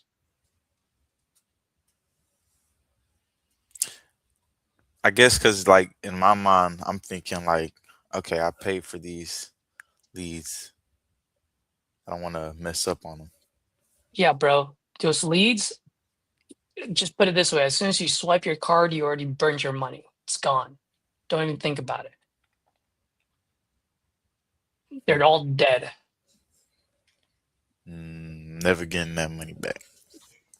Never gonna get the money back, right? Because if you have that attitude, then now the only way is up. Versus you're like, oh my gosh, you put so much pressure on yourself that you fuck the whole thing up. Mm-hmm. You get my point there? I hear you. I understand. Yeah. Right? Like, so all I'm saying is, and here's the reason why you were able to ask me all the questions. You know why? Because you were paying attention to me, bro. It's not because you were my friend. It's because you were listening to me. You didn't have anything to comp, did you? Okay. So your eyes weren't wandering around. I didn't hear this. You were just listening. The point that I wanted to show you, bro, no matter how little to no experience you have or skill set you have, you can do this. All you have to do is be a human being. Mm-hmm. Right? You responded to everything I said.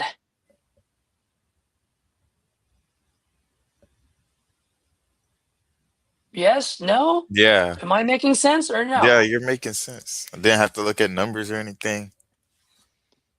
Yeah. Just less stuff to do. All I had to do is just listen. That's all you have to do, bro. Just listen.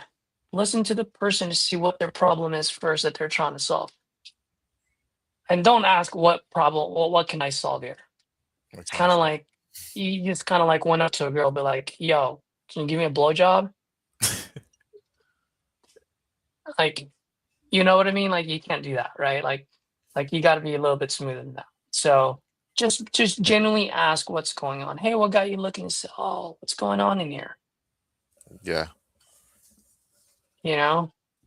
Or like that guy says, I don't need to move. Someone said says that, like what? So what's one question you can ask them? Don't even think. Just as a response. Hey man, I don't really need to move. I don't really need to move. Well, then, what's your need to sell? Hello. See? That was the right question. Hey, am I interrupting? Nah, go ahead. No, you can go ahead, bro. I'm just. No, I just gotta leave for somebody to call. He got a portfolio, and I guess he wanted a cash buyer. He didn't want to go through like a wholesaler, and that happens to me quite often. Anybody here knows, so I don't know if it was me or what. You get that objection a lot. Yeah, it happened to me 4 times. I might have What was had the that happen. objection? So what's the I'm a wholesaler. He wants to go direct to the cash buyer. And it was like he asked me though. I didn't tell him I was a wholesaler. I mean, let me see.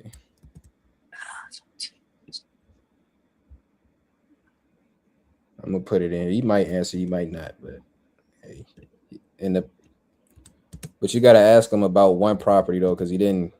It's on iSpeed Elite. He didn't say he was selling 6. He said he was selling 1. What was that? I said it was on iSpeed Elite. He filled out the form for 1 property, but as I talked to him, he told me he was selling 6. So You want me to give him a call? yeah. All right, let me get my microphone. You guys making me work. I was done already. I actually got a really good fucking lead that just came in too. This is gonna be a quick one. Okay. After that one. No, I'm saying I'll call this guy. I'm just saying knowing this is gonna be a very quick call. Yeah, probably. I'm gonna hit this fucker dead straight in his eyes. It is 9 o'clock over there.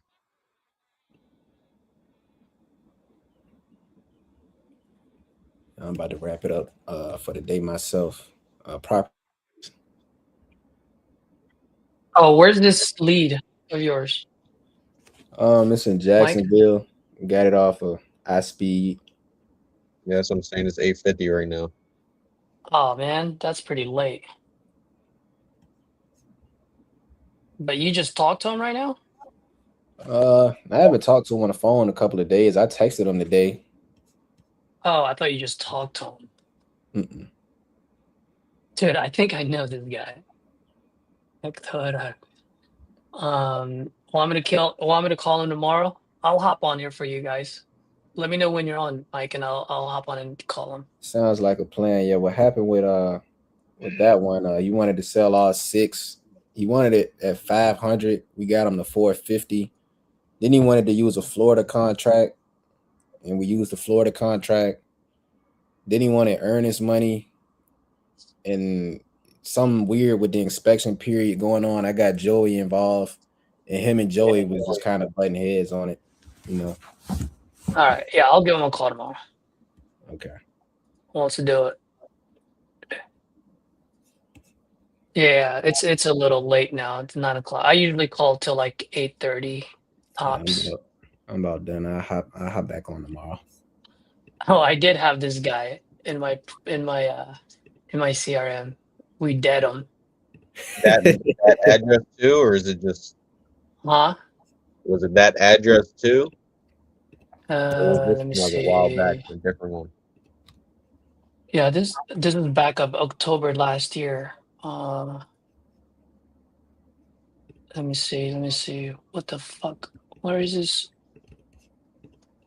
Oh, Linton Street.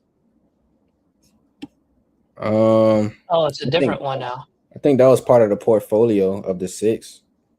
Okay, hold on. Oh no, he did say South 3rd Street. Even my boy JT called him. Yeah, I got him close. He viewed the contract and everything, and it was just this guy, man. We told him we'll only pay $70,000 for it. Yeah, that's about right. Yep. He said he'll pay about 86.80. It'd sell for 86.85. Because if you do 450 divided by 6, that's basically 75 for each of his properties. But we needed it at 425. And how come he doesn't want wholesalers? Honestly, to be honest, I don't think he wants us to make any money. Because when I was talking to him, he just like, you guys profit off of me, and I don't, that type of stuff going on. But I'd never directly asked him. Yeah. So when someone says that, Mike, like, just be like, oh man, like, dude, you must be talking to a bunch of wahoos that just graduated from YouTube University, huh? Like, what's going on? Why don't you like them? Hey, by the way, Mike, the only reason I'm asking, man, is because I get a lot of these fucking wholesalers sending me good ass deals. So I'm always curious why other people don't like them. You get what I mean? Because then it puts you on the same level as he is, right? Like you're an investor as well. Okay, gotcha. Yeah. Right. And then you could be like, now, Mike, I mean, don't get me wrong. I know how you feel because there's a lot of dumbasses out there. Yeah. But I'm just curious, like, you get a bad experience and then you just get them to talk, blah, blah, blah, blah, blah, blah. Hey, I got another one if anybody want to take it. I'm not going to give up. This one is Seattle. So. Now I'm going to call this guy. You guys wanted me to call someone? I'll call someone right now. It just came in. Mike, send me that Seattle one. I think you gave me the other day, but I think I have to go. I think I did give you this one the other day. I don't think he answered. Yeah, he has. I can call it back. You guys cool if I make a quick phone call? Go for it, man. Please, yeah. Go ahead. And DeAndre, but back to what I was saying, just pay attention to the person. The reason why I do the barbershop talk with people to let them know that you don't need to have a script. You don't need to think what's the next. Just pay attention to the person. Just be a friend. But have structure, meaning, what do I mean by that? I want to know why they're selling, right? Because at the end of the day, they're selling for a reason. What is that reason? And based on that reason, I'm trying to find a grocery list of items. Oh, I need to move to this. I think Mike was, someone was talking earlier and they were like, they're moving. Oh yeah, Mike was like, oh, you have a place picked out already? And then the guy's like, oh, I don't want to tell you my whole story. Mike was doing the right thing, just to the wrong person. He didn't read the room. I knew that was going to happen, Mike, by the way. I don't know if you're listening. Yeah, I didn't see it coming. I thought, I saw it coming. You know why? He started with numbers. Mm-hmm. Yeah, he did. And then I don't know if you felt it. I felt the tension go up when you were asking the questions, and you weren't framing the questions properly with that guy. Mm-hmm. I don't know how else to explain it. It's just you do enough reps, you see patterns, you hear voices, it's just that person. I knew at that point it could, for the most part, I'd go motivation, but that guy, I would have hit him with the numbers first and then go into the motivation. Yeah, because he started off with numbers like. He's a logical guy, and he didn't just start with numbers, but he kept going with numbers. Mm-hmm. So that tells you he's a logical guy. So if you're talking to a logical person, get on a logical base first. Once you're on the same level with them, then you can open them up. You can do kind of like my fail-safe after I've leveled with them. Because he's a logical person. So once you show that their numbers don't work, then you can level with them. And then if they're motivated, they're going to open up. If they're not, they won't. But that's for logical people. You get what I mean? So that's just knowing who your audience is. So how would you have dealt with that one though, being that it's a mobile home on rented land? It would have been a quick one. By the way, Mike, that's another reason. Mobile home on rented land. Like, I am not doing any motivation. It's dead unless it's like in California where people will pay for it. To be honest with you, I didn't even. I was like, man, what am I looking at? But it was 55 and up, Jimmy L. I don't know if it is on rented land. No, he said his lot rent is $800 a month. something. He did say that. He did say Oh, that. he did say that. He did say lot, right? It was Yeah. like 890 or something. I'm calling about Todd Avenue. Todd Ave, Seattle. Yeah. About who? Oh, I am calling you about your property on Todd Avenue, West Seattle. Third Avenue. Third Yes. Avenue. So we own one on Third North and one on Third West. Oh, okay. So you're selling both? Well, actually, we have 28 single-family homes in Seattle that we used to rent out. But even before COVID, Seattle passed laws making it impossible to evict people for non-payment of rent, even before COVID. So Oh my we were God. going to sell all of them. We let all the leases go. They're all empty now. But we were going to sell them all in the spring of 2020. But then we had COVID and interest rates went up. We had 32 houses, but last year we sold 4 of them. So we have 28 left, and we're going to sell them all. And I'll tell you which one. What's the address of the one you're calling about? I want to buy them all, but I'm calling you about the 2459 Todd Avenue. Okay. So I'm not unhappy about this call. In fact, I'm actually an automobile dealer by trade, and I've got 4 people that work for me that make phone calls to try and find used cars for us to sell. So I'm not upset about the call. Okay. In fact, my first job at 13 years old, I was a telephone solicitor. But there's something you should know, and I'd want to know if I were you, and I'm not trying to be negative, but you should know, we average, because we have so many properties, right? We average 20 calls a day, every day, 365 days a year. Over the last 6 years, over 34,000 phone calls. I only get a chance to answer 2 or 3 of them a day like this. Okay. But the people that are calling seem to have forgotten, or they represent people that have forgotten about the one thing that you are required to do if you want to buy property, especially in a market like Seattle. And it's just shocking to me, because I've been doing it for so long, that they don't use this technique anymore, right? Mm-hmm. And what you have to do in order to actually buy property is you have to be the high bidder, right? And instead of that, over the last 5-6 years, all of the calls we get are from people that have an algorithm based on the assessed value and the zip code and who knows what. And without ever looking at the property, they come up with a percentage of that. And most of them, and I'm going to answer all your questions and I'm going to sell, but most of the people that are calling are representing people that want to buy property that has at least $100,000, $200,000, $300,000 of profit just built in without doing anything, right? And as somebody that's invested in Seattle all my life, I can guarantee you that all of those people that might be distressed or just not very intelligent, all of those people have been harvested.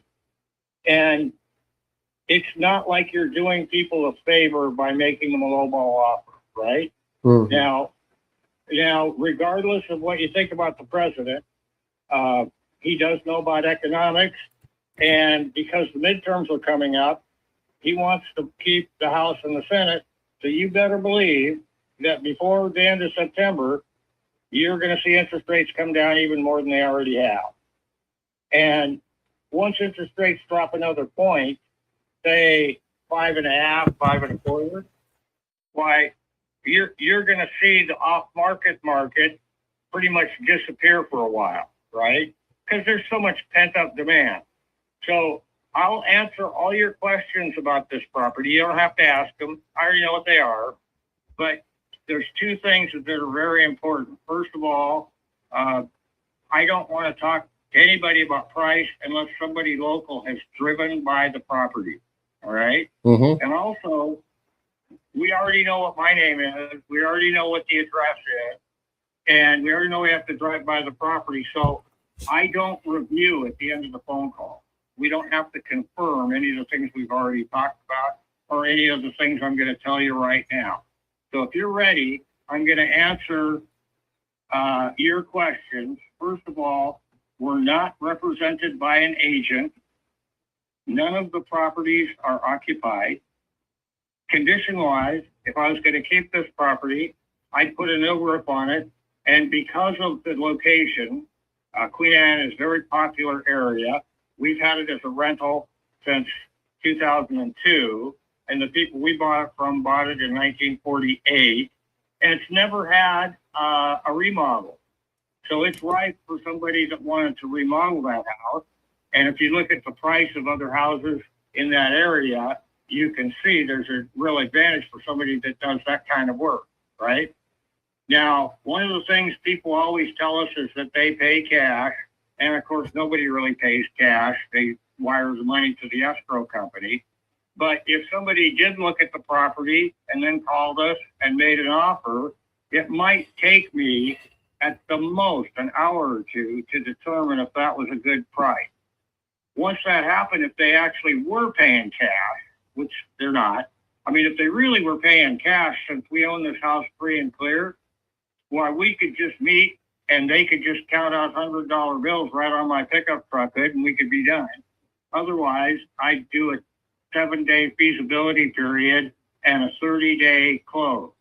So if you have somebody that's willing to drive by the property, we've had the water and power turned off. And we're told by the local police that to help prevent squatters from coming in, they said, don't do any yard work because the squatters won't try and move in if it's overgrown. Who would have thought?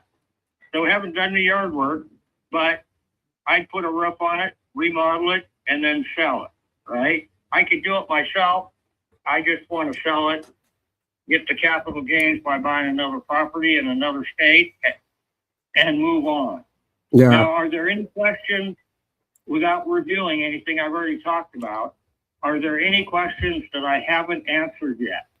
Yeah. Hey, first of all, thank you for the detailed information there. And hey, I also buy in other high price markets, and I buy in California, and the rental laws there are also very frustrating. So I get what you're saying there about, the city changing the laws around eviction. Now, you're not thinking about buying rental property here, are you? I'm buying in the area for rental, but it depends on my exit. I might take this from you and just flip it. It just depends on. The reason that I asked is nobody has been evicted for non-payment of rent in Seattle since the fall of 2019. And I've helped a lot of people with their real estate and over the years, and sometimes I charge them, sometimes I don't. But I got a call last May from somebody I hadn't talked to for 5 years. She rented out her home January 1st and got the first payment, but she never got another payment. And she contacted an attorney sometime in March, and he wanted $3,000, which she paid him. And after a month, she called and he said, look, we can't even get a court date. There's nothing we can do. Well, she called me first week of May, and I went to go visit the guy, and I just, I knocked on the door, he opened the door, and I introduced myself, and he said, I told Helen $25,000 and I'll leave. And I pointed out to him, they're not really enforcing any laws in Seattle. And he said, well, he misunderstood what I was saying. And he said, well, that's why I can get away with this. And here's the funny part. Just then, his phone rang right while we're both standing in the doorway. And he answered it. I thought it was pretty rude, but he answered the phone and he started the conversation with the guy. And I can hear the guy he's talking to is screaming at the top of his lungs. And he said, listen, I told you $25,000 and I'll leave. And he just hung up on the guy. Oh, man. And I said, hey, how many houses are you doing this with? And he got this grin on his face. He said, well, I got 6 going so far this year. Last year I made $160,000. And I reminded him, I said, the police they're not coming when you call these days. He said, I know that. and I raised my left hand, and the 4 people that I brought in my truck just came out, and it had been raining like it does in Seattle. And when they threw him out, you know, they each grabbed a limb and they threw him in the soft part where it had been real wet, right? Mm-hmm. Well, he called the cops, and the cops showed up, and of course he was already out, so there was nothing really to do. And they made the same suggestion to me about turning the water and power off and letting the yard go to pot because these guys don't like to move in. But it would be, you know, I know what's going on in California, and it's not good. But Yeah. here, once somebody moves in, unless you're willing to take the law into your own hands, and they will punish you, you can't rent here. Yeah. So at the end of 2024, I'm sorry, at the end of 2018, there were over 30,000 single family homes for rent in Seattle. 330,000. Yeah, I At the have. end of 2024, no less than 10,000. Yeah, I have a buddy of mine who has a rental in Federal Way, down by Kent there, and yeah, he has stories that he's told me. Well, Federal So Way is different than Seattle. In fact, when I talk to people that call up that make investments all over the country, I always ask them, but how many single family homes have you actually purchased in Seattle? And it's very common for them to say, oh, well, I bought one in Darien or I bought one in Kansas City, but how many of you bought in Seattle? It's a very difficult market to buy in. And even though things are the way they are, if somebody had a house on the market today, there'd be 20 offers on it. yeah, Right? yeah. You got So 5 years worth of pent up demand, interest rates are coming down. And so there's a limited opportunity for the off market, but once interest rates drop another point, the off market will do the same thing that it's done 5 times in my lifetime. mhm. It's going to disappear overnight, right? Yeah. In fact, you'll probably pay less for houses in 2028 than you will in 2027. Yeah, hey, let me be straight with you. I'm not here to lowball you. As much as I don't like to be highballed, how much are you looking to get for the property? Well, so when I said 34,000 phone calls, I don't know if I already said this, but I kind of joke with my friends. It'd be a lot easier if everybody would just rent out a stadium, and I'll be in the center with the grass, and we'll just work this out, right? So if somebody is willing to drive by the property and explore it and look and see what the neighborhood's like, for example, kitty corner across the street from this property is an architecturally famous, important house. If you look at any website or book that talks about Frank Lloyd Wright, you'll see information about this other architect that built this other property. And you're a block away from a park that's 12 square blocks that was designed by the same people that did Central Park, the Olmsted brothers. And if it's just a matter of trying to comply with an algorithm, anybody that uses an algorithm, there's no easy way to say this. Remember, I'm an automobile dealer, so I can be kind of a smart ass. I do my best not to be. But if you're using an algorithm based on the assessed value and the zip code, you simply don't get to buy property in Seattle, right? Yeah. It's a different market altogether. So if you're willing to have somebody drive by the property, it would take me less than an hour or two to determine if it's a good price. When I told you I was an automobile dealer, I didn't tell you that I started in 1977. I've sold over 900 local real estate agents cars. At least 100 of them are still out there plying their trade. I can't hire one. If I was to hire one, the other 99 would be pissed at me. But I can talk to them, right? So it wouldn't take me long to figure out whether it was a good price or not. And if somebody's not willing to go out and, drive by the property, it's just like if somebody was to call on the phone, if you were selling your own personal car, and they will give me your best price, and I'll decide whether I want to come out and look at it. Yeah, no, hey, I'm happy to come out and look at it. I live here in Portland, Oregon, so it's 3 hours away. But I have a colleague of mine who's just like who is right by Military Way in Kent. I can have him there in a day or whatever time that you have available. I can have him come up there and see it. Or heck no, I can also drive myself there and just go see it for myself. But I have to know like a price range. What are you looking to get for it? So I'm a reasonable person. I have a capital gains problem. I only paid $200,000 for that property, and I'm having exactly the same problem that you're having. I'm trying to buy property in another state, and there's nothing for sale. And the reason is everybody that owns a home is a prisoner of a 3% mortgage, right? Yeah. So I just made an offer on one, and it's subject to them buying a bigger house.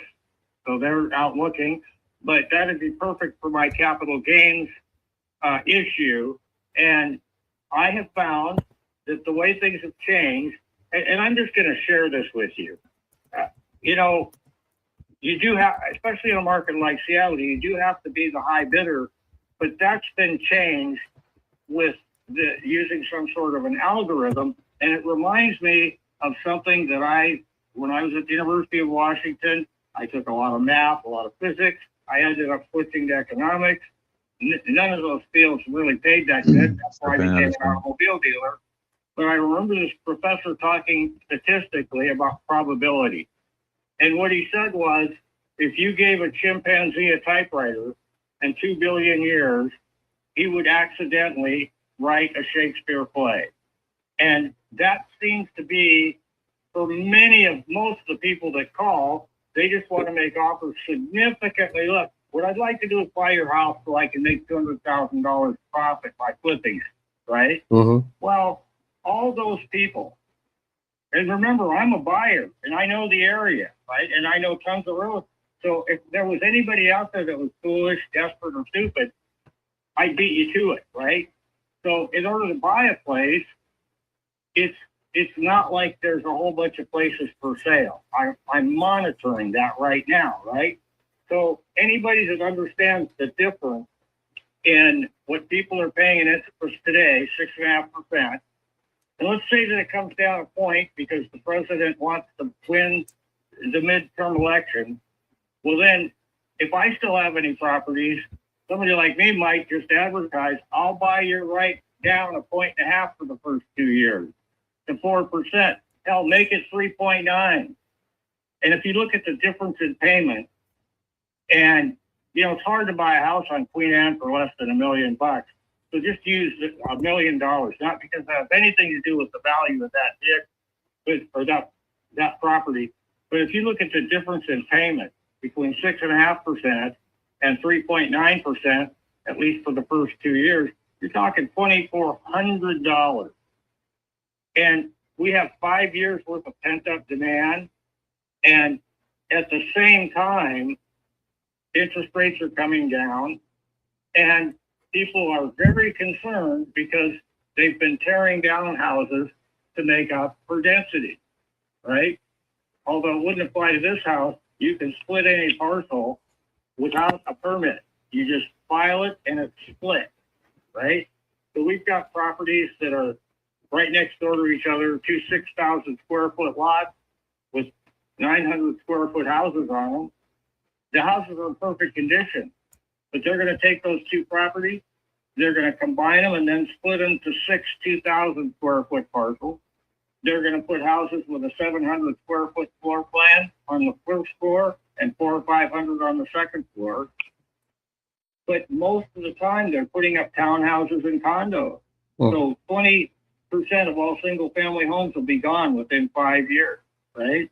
And people are aware of that. That's why they want to buy now, but they can't afford it. So once you know what's going on in the marketplace, the algorithms that people use seem to have less value in a place like Seattle, even though they work in Burien, Federal Way, Everett, Linwood. They just don't work here. Yes. And if you look at a map of Seattle and you look at Lake Washington on one side, Puget Sound on the other, at most 11 feet wide, and the only north-south freeway is bumper to bumper every hour of every day, right? So it's kind of a unique market. If you want to have somebody take a look, remember, it's overgrown. It needs a roof.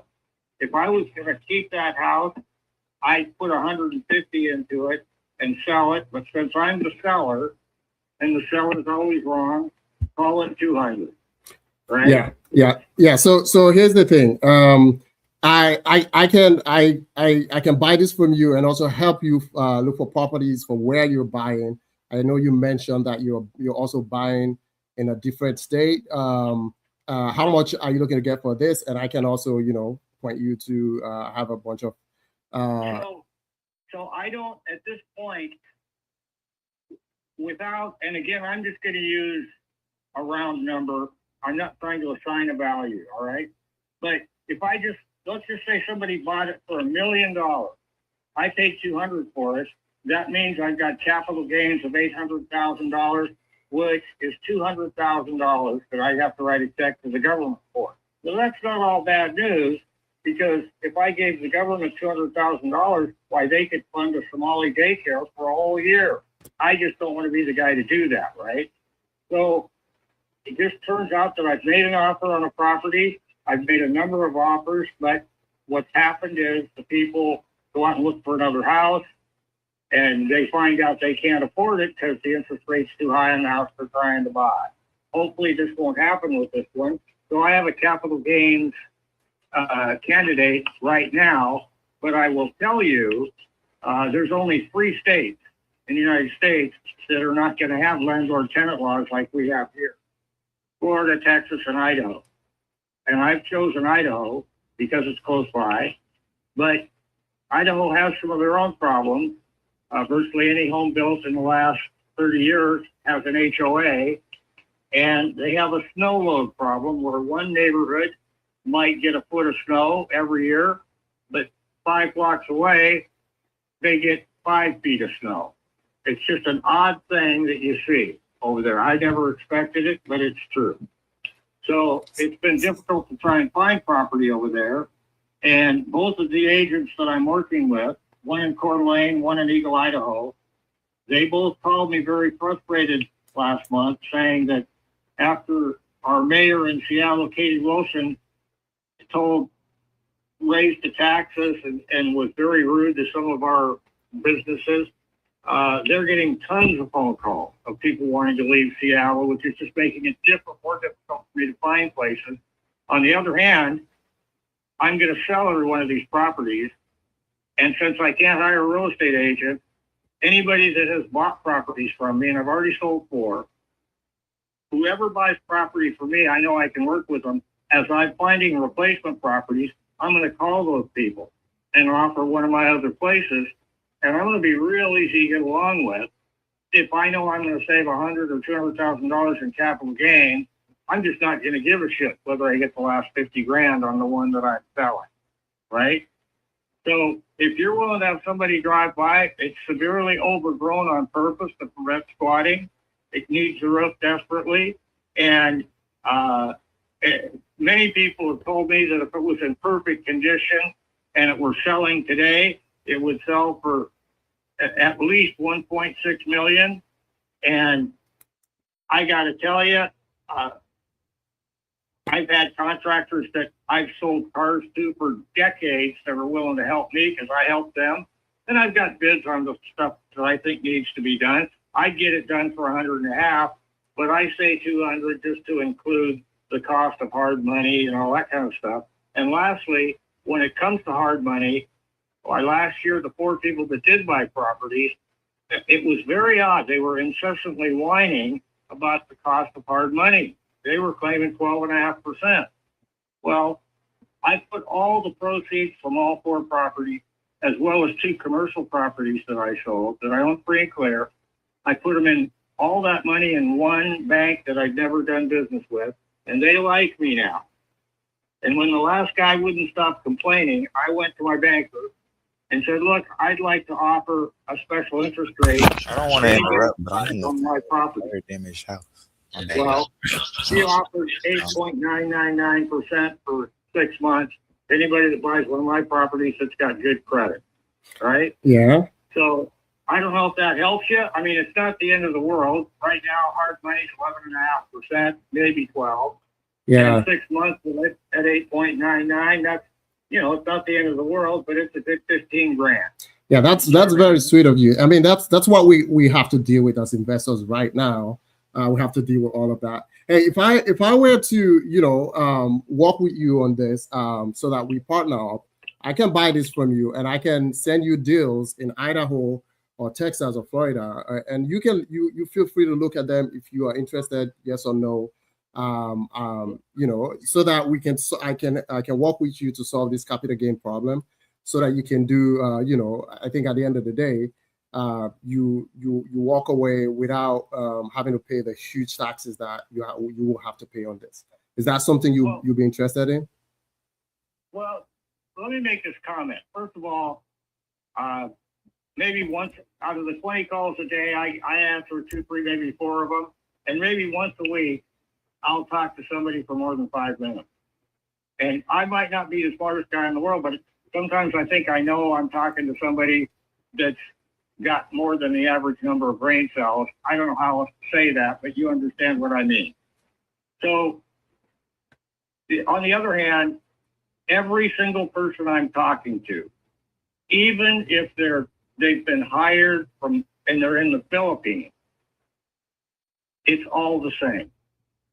Everybody can get me information on properties for sale in other places. Everybody at some point offers, well, why don't we go in partners? We'll give you 5% now, and then we'll pay the balance off in 18 months. When I say 20 calls a day since the year 2020, it is absolutely shocking to me how many calls are being made. And I learned a long time ago, in any endeavor, 20% of the people, well, I said it wrong. 5% of the people in any given field typically make 80% of the money. Whether it's a car salesman, somebody in real estate, somebody investing in the stock market, I found that to be true. 5% of the people make 80% of the money. And at this point, with my personal experience in buying property, my limited experience in selling property, but having gone on with this for 6 years, the only thing that really matters is if somebody's willing to do what it takes to actually buy the property from me, and then I'll know I can work with them. And if I can work with them, then I'd add them to the list of people that I'm working with, not only for real estate, but also for new and used cars. Okay. Also for attorneys and accountants in this area. Great. For bankers in this area. Great. I'm 73 years old, right? So I know a lot of people, but you have to take a look at this property and realize nobody's lived there for 6 years. It absolutely needs a roof. But if you look at the location and what you can do on this property, of all the properties I have, the 2 that I told you about earlier, that they're going to tear down the 2 perfectly good houses and put up density, well, I consider that one deal. And then there's this house. I would say 35, 40% of all the calls I get are either on those 2 or this one. Yeah. Right? So John, yeah, I'm happy to come out there and really meet you in person. Let's schedule an appointment and all that. But for me to come out, I need to know if there's like, you know, if we're within the ballpark, so that, you know, I can drive up and then we can meet there. So unfortunately, the way that I'm willing to do it, if somebody's willing to make the effort to drive by and look at the property, and they want to get inside, I'll either be there myself or I'll send somebody over there.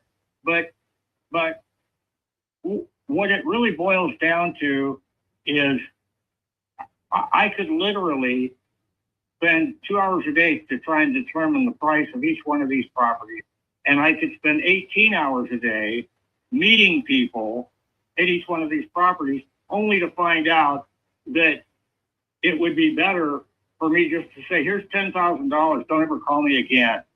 You know what I mean? And it's America. Somebody wants to make lowball offers. Maybe they'll get lucky, maybe they won't. But it's almost a joke among property owners that own property in Seattle, right? Even if it's just a single family home and they're not investors, it's just their own home, right? And some of these people are actually inviting people to come out just to say, look, I've had so much of my time wasted, I figured I'd waste your time. Now, it's not me, but that's how frustrated people are. I'll be honest with you. I've been offered as little as $550,000 for this property. Now, don't get excited. I've been offered $1.8 million for this property. Of course, the people offering in the low end, they're just hoping to steal it. But the people that are offering anywhere near the high end, they're going to do all the paperwork, and they're going to do their feasibility period, and they're going to think, okay, we got this guy on the hook. He's thinking it's sold. What are we going to tell him? Well, hey, we found Indian burial grounds on the property, so now we can't be anywhere near what we thought they were going to, and then they're going to lowball too, right? So it's really surprising to me. I always thought all the liars and thieves were in the car business, but there's a fair amount of them in the real estate business. In fact, do you have access to the thing that the real estate agents use, their market listing? The MLS, yes. So you've been dealing with this for 6 years. Are you ready to get done with it now? I would sell it. So the only thing stopping me, I have one house that I bought in 1979 for $56,500, and I've been offered $750,000 for it. So I got to pay capital gains of $700,000 on it. And because I'm repeating myself here, because I'm having exactly the same problem you're having, I can't find anything for sale, right? Unless it's in an HOA, which you don't want to buy a rental in an HOA. It's very difficult to find properties for sale. So I have a capital gains problem. Again, I'm going to use a round number. Let's just say that I sold that house for $1 million. I'm only going to put $800,000 in the bank, right? Because of the capital gains, unless this other deal goes through. And furthermore, anything that I don't buy today in Idaho because I can't find it, once houses become available, why, they're going to be higher price because interest rates are down. If I could do it at the same time, I won't have to pay that premium, right? So I'm desperately looking for properties to replace these with. And I don't want to ask more than the property's worth, but I will share this with you. The people that did buy properties from me last year, the 4 properties, they ultimately started out with lowball offers, but worked their way up to what I thought they were worth. I wasn't able to buy anything last year. And in the case of these 4 properties, they ended up paying about half the capital gains I would pay because they didn't have a project and couldn't find one, right? And so I don't want to, as an automobile dealer, people make ridiculous offers to me every day. I'd be too embarrassed to do that. But at the same time, unless somebody's willing to make the effort to drive by and at least learn what the neighborhood's like and have an idea of who they might sell it to and how much money they need to make, you know, without that investment, I can't justify the time of driving over there, right? And I'll be honest with you, I think people have replaced the idea of risk in investment with the idea of only doing things that are so profitable that you can't lose, right?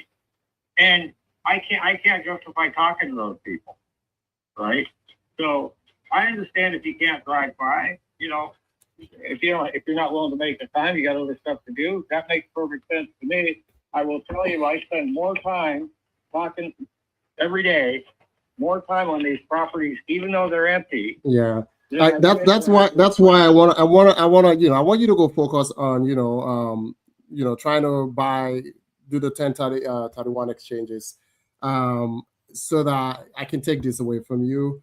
I'm willing to drive up there and work with you to make this work. You just need to I just need to know if I'm within the ballpark, because if I drive there and maybe we're far up on price, now what would I do?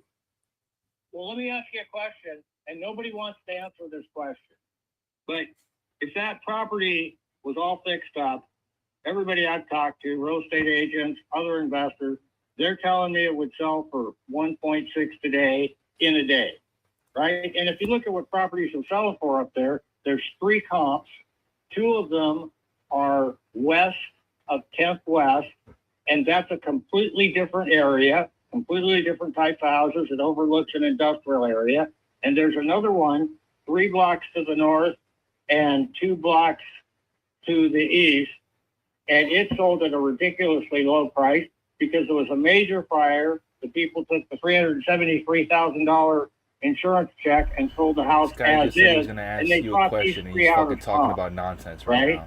So unless you look at the neighborhood Hassan, you got to knock him in the head, and look man. at what houses have You sold just gotta for knock his beyond head off, this man. in the past, it's hard to get an idea what houses are actually worth because there's nothing for sale up there, right? There's very few houses for sale in Seattle in general, north of downtown. So there's tons of townhouses. There's a 2-year supply of townhouses, 2-year supply of condos, but no houses. And since they're going to pour down 20% of the single family homes over the next 5 years, that's just a good sales pitch to whoever you might sell it to, right? So I'm going to ask you if it would sell today at 1.6, but say you bought it and interest rates are coming down, and let's say the interest rates drop a point, and next March you're all done with your project, it's hard to say that it wouldn't sell for at least 1.7 at that point. But let's just say it only sells for 1.6, and all in, hard money, everything that you spent, you're going to put $200,000 into it. You're going to sell it for 1.6. You're going to put $200,000 into it, and both of those numbers are ridiculously conservative, right? You're going to get more than that for it, and you're not going to spend that much to fix it up. But if you were doing that, what would you pay for that house? I mean, based on what I'm seeing, the houses that sold closer to the 1.5, 1.7, they have a little bit more. They have more rooms, basically. Like the 5-bed sold for 1.5, and there's another 4-bed that sold for 1.7. All the others are like 1.2. The ones that have 3-bed, 3-bath are 1.2, and yours is a 3.1. This doesn't have 3 beds, 3 baths. It doesn't have that. What it has is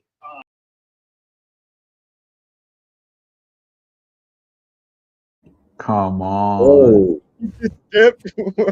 He just did, bro. well, he talked about battery out. That's crazy. He's going to take him with him, man. Is that man? I ain't gonna lie. I just got off a phone call, and the seller is very, very motivated. They just got their house burnt down this weekend. Damn. I know it's crazy. Can much somebody they comment asking? real quick before I send them this contract? What? I just, You would have much to are they comment asking? as for I land value. was just gonna go ahead and lock it up at 20, but I don't think 20 is a deal. But I'm looking at it. Why would you Where's lock it it at? up? Just to lock it up and see what buyers say. Right. No, I was gonna see how I could help. Can you guys Why hear me? does he need 20? Yeah, Chris. Oh, okay. What he really needs is he said he was asking for a grant or something like that. He said if I could get So a he was grant. giving. He said, "Give me a Because he said thousand." because he said, said "Give me 20." he said I'm not really too sure. I'm sorry. I'm just- Wait. I was just so like shocked. I Did he was just just say so he shocked. offered 20,000 when the seller wanted 1,000? No, seller wanted 20,000. No, seller wanted 20. No, seller wanted. Oh. He gave a range at first. He said 20 to. I think it was 20 to 80. That was a pretty big range, so I just went with the low range and said 20. But now I don't even think that'll work. Where's this at? Yeah, I'm dropping it here. That's the name. I mean, you know what the seller was asking, but what does the seller actually need?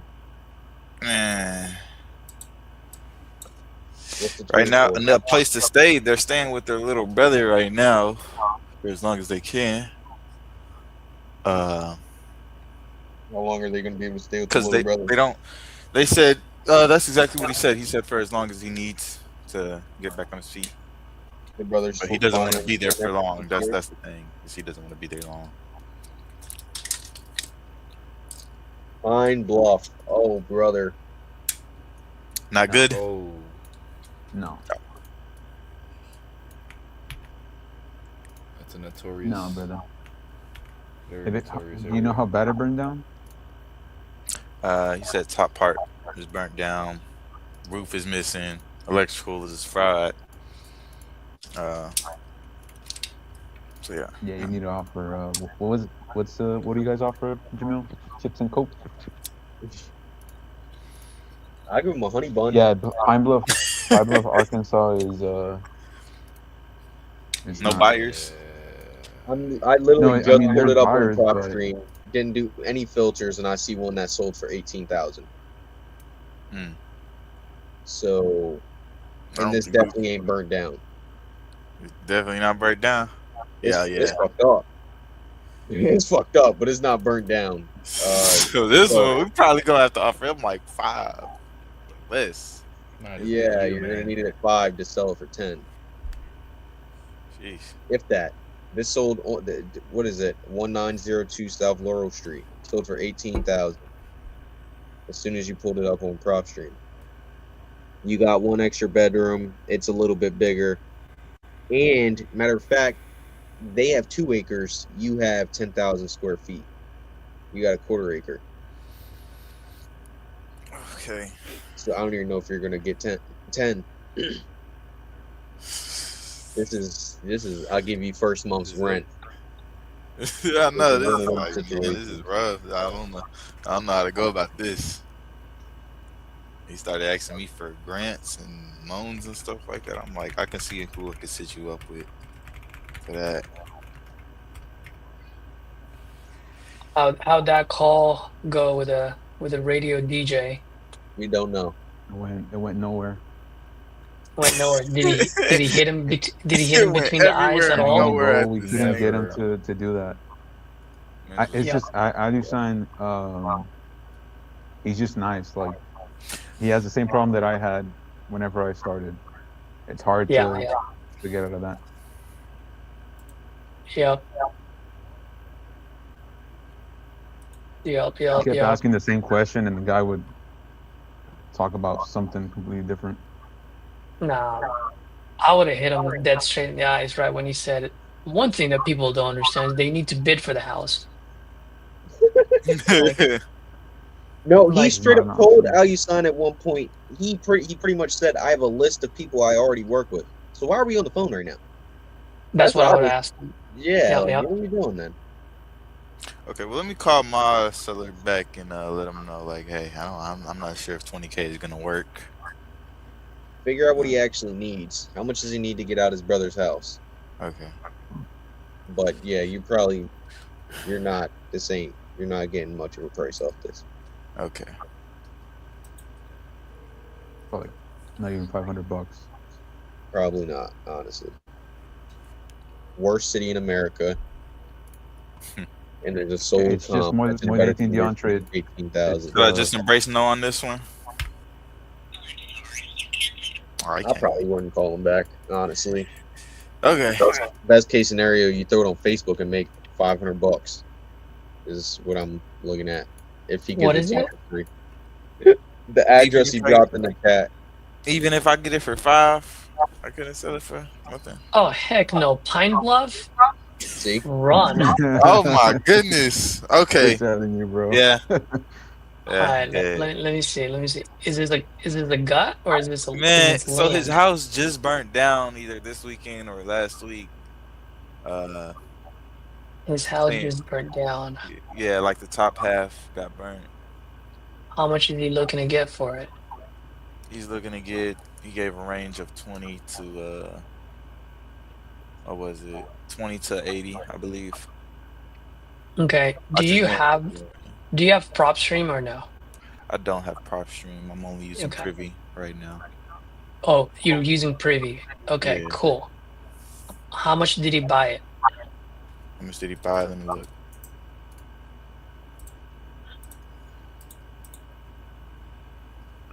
He bought it for previous sale. Sorry. I think it was so. It was last sold for 16,000, I believe. No, it's What not year was updated. that? Oh, is that not it? Hold on, I don't think that's right. I'm looking at previous sale.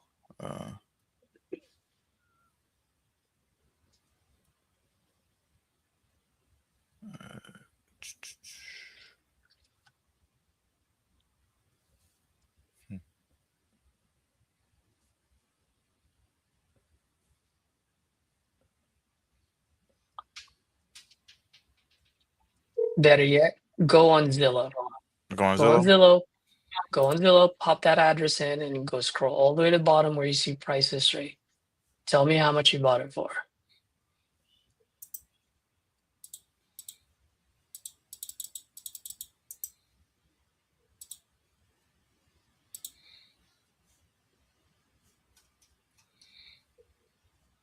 And what's the seller's name? 25,000. And that was in 2023. So yeah, Perfect. 20 would not work at all. So he bought it for 25,000, right? And now it's burnt down. So yeah.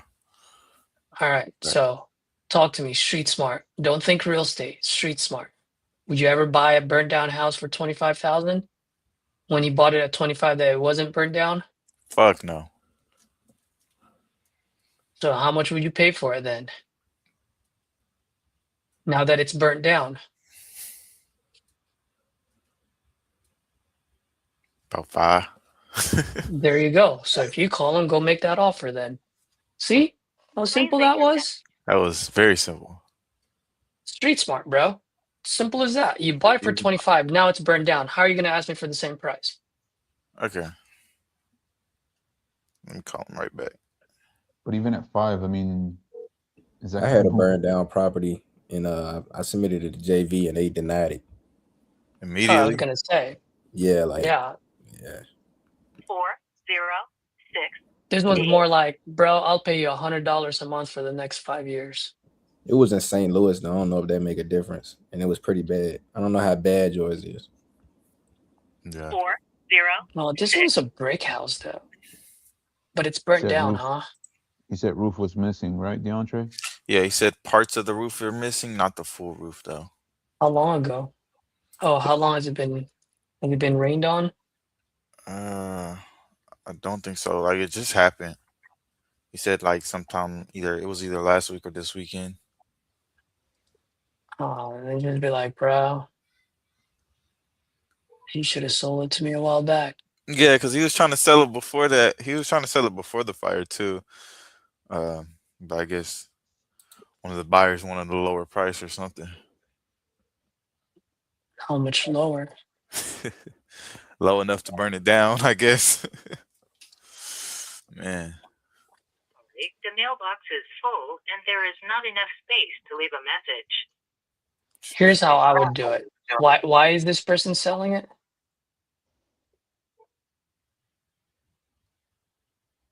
Because somebody burnt it down. DeAndre? That's what I got from it, because he went straight into it like, man, this house just like when I asked how much are you looking to get for it, he said, man, somebody just burnt it down. He just started going off. That's why I was really wishing I could unmute so y'all could hear this one, but yeah, it's just rough. If you would have put something in the comments, I would have just muted Alusan because I knew damn well that conversation wasn't going nowhere. I would have let you unmute. I'm still mad. I was trying to say something. Like, where'd he go? I'm just dropping in the chat. Hey, I got a good call. Yeah, I think he might. I think Alusan might have gotten frustrated with us as well, telling him to get off, and then the guy never answered his question. So, yeah, but you got to be aggressive with a guy like that, though, man. When I tell you, I stayed on the phone for 2 hours because it sounded like I was gonna get like a 6-figure assignment fee, so I didn't care. I had my feet up, and then he didn't give me a price. I was pissed, but I think I couldn't even go to sleep. I was mad. I mean, shoot, man, on the phone for 2 hours. Bro, You know what? This is what I would tell you, DeAndre. I will have. First of all, there's no equity on this fucking thing. This is gonna be a straightforward. I don't give a shit about motivation and emotion. It's gonna be like, bro, do you really want this thing sold? And you'd be like, yes. Here's the deal. I don't like buying burned down houses. And it's Pine Bluff. But I'm part of a community. I can see if I can move it for you. I just don't know what price because it's Pine Bluff. So how's this? Let's get an agreement. I'll sell it whatever I sell it for. We split it down the middle. That sounds fair. So that means purchase price is $1. Anything over that is down 50-50. And if he doesn't want it, Do that. buy Felicia. Why You the can fuck do not? that. I didn't know Yeah. that. That's cool. Yeah. But let me shoot my shot. I'm gonna go ahead and try calling him back again. That's all you can do. Yep, that's what I would do. I would just be like, bro, it's burned down, which I don't like. 2, it's Pine Bluff. Here's the only way I can help you. I'm part of Titanium, got buyers. I don't know where it is, and I'm not gonna work for free. So if you want me to work this, we'll split everything down the middle. And I'll get all the hard feedback and I'll tell you exactly how much people want to pay for it. It's not picking up now. Hold on. It is Give him almost 1 o'clock over there. And just let him know that he always has the last say if he doesn't want to take the price. You know what I mean? All right. But just be honest with him too. With a burned down house, brother, you bought this at 25. It wasn't burned down. Now it's burned down. No one's gonna pay you 25. I want to be honest with you now too, before we get into any type of agreement or any bullshit. Try one more time. You know. Hey Chris, Hira and I made a executive decision yesterday. Uh-huh. We're no more giving you feedback. Oh. Why? Well, let me ask you. How come you did so well in that conversation with that lady yesterday in Spanish?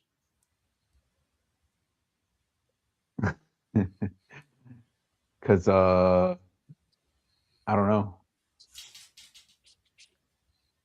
You can't say it's a language barrier for you because you speak very good English. Yeah. Were you born here? You came here when you Yes. were a kid? You were born here? No, I was born in the USA. All right. So you can't say English as a second language as an excuse. So why do you think you did so well with that lady?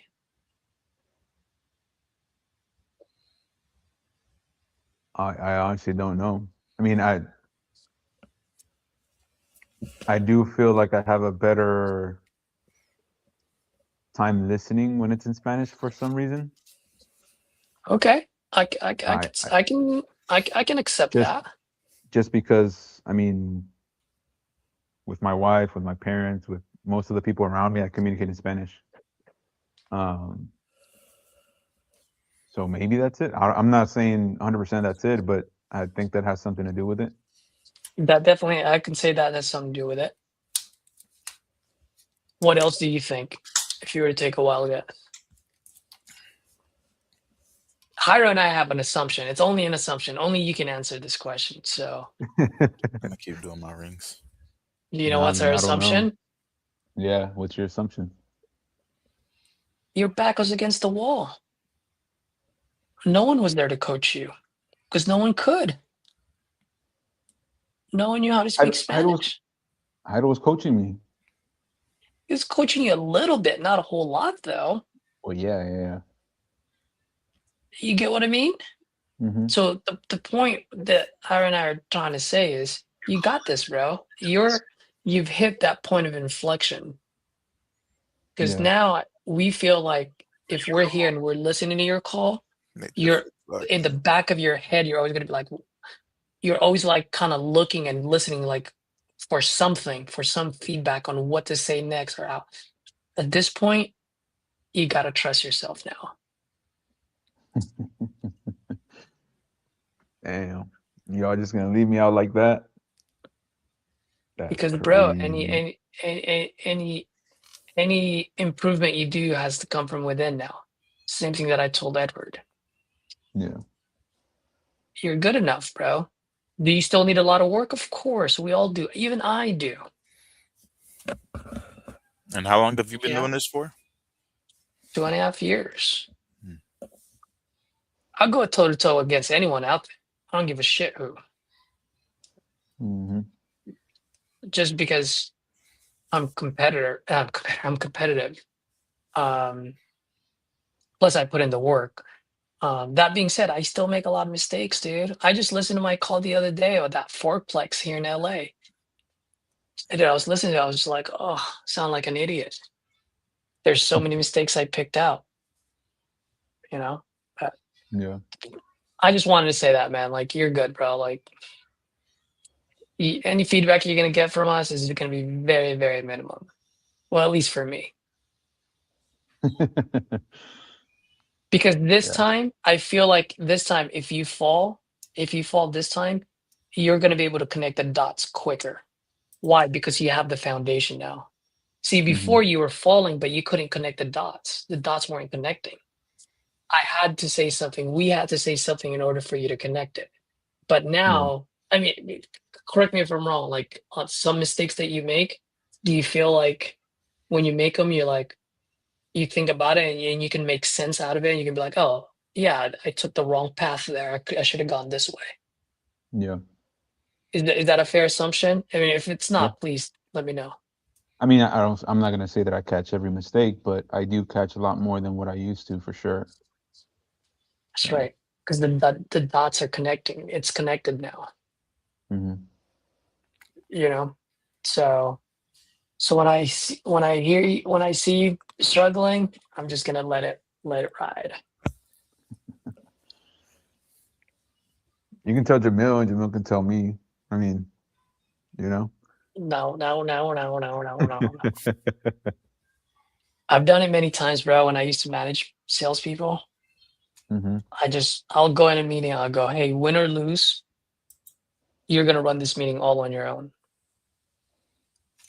Dude, you'll be surprised. Like a lot of them actually rise to the occasion. Go, oh shit! Like I knew how to do all that. I'm like, yeah, motherfucker, because you knew I wasn't gonna say anything. You weren't waiting. Yeah. You know, because sometimes like that holds us back. So just want to let you know that, man.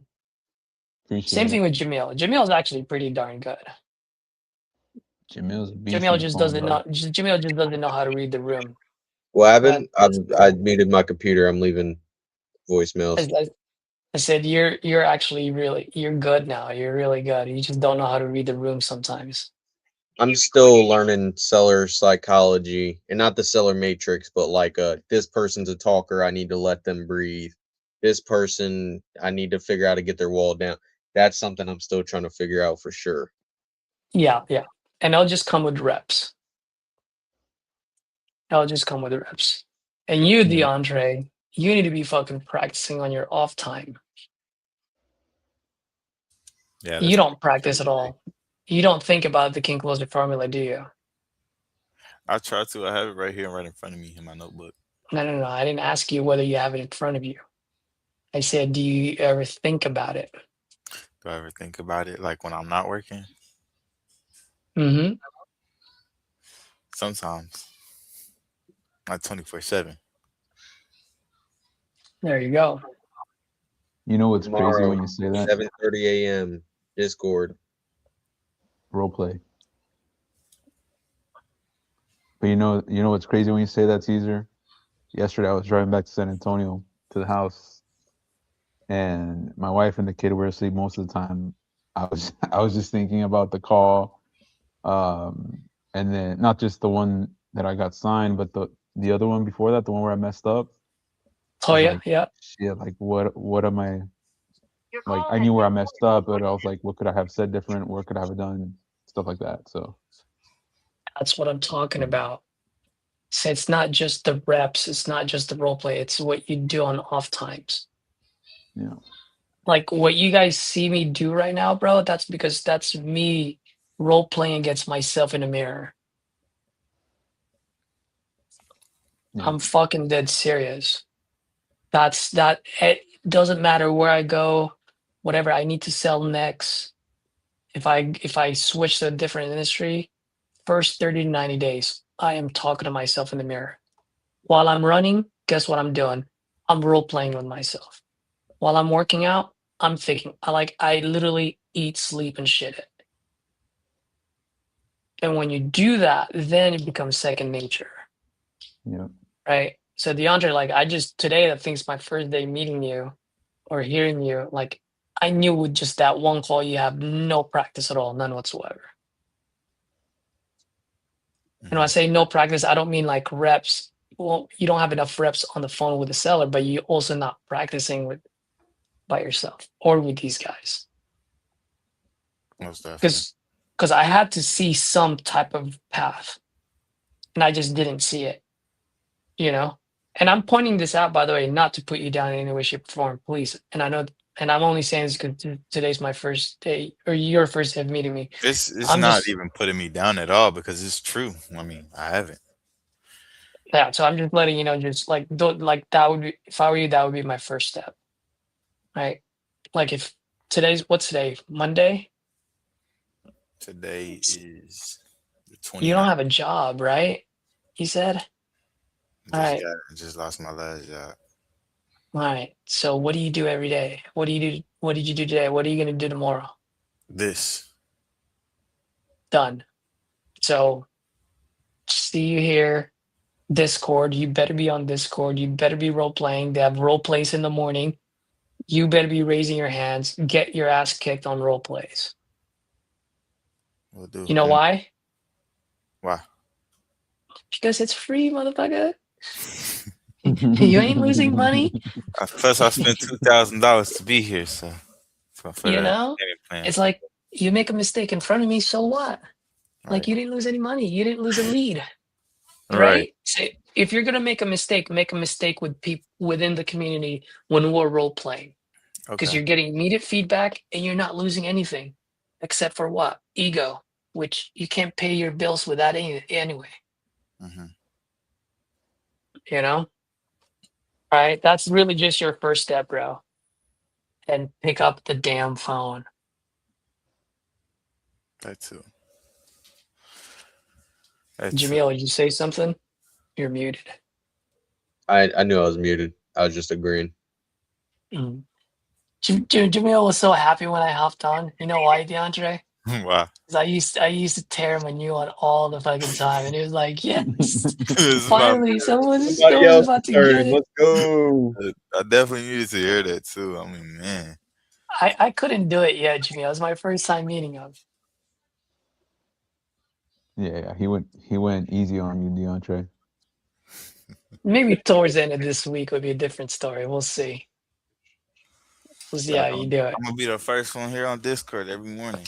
I hope to see There one you of go. y'all here. 7:30 a.m. In the role play room. Okay. They do competent underwriting and role play. Okay. I'm gonna be there. Yep.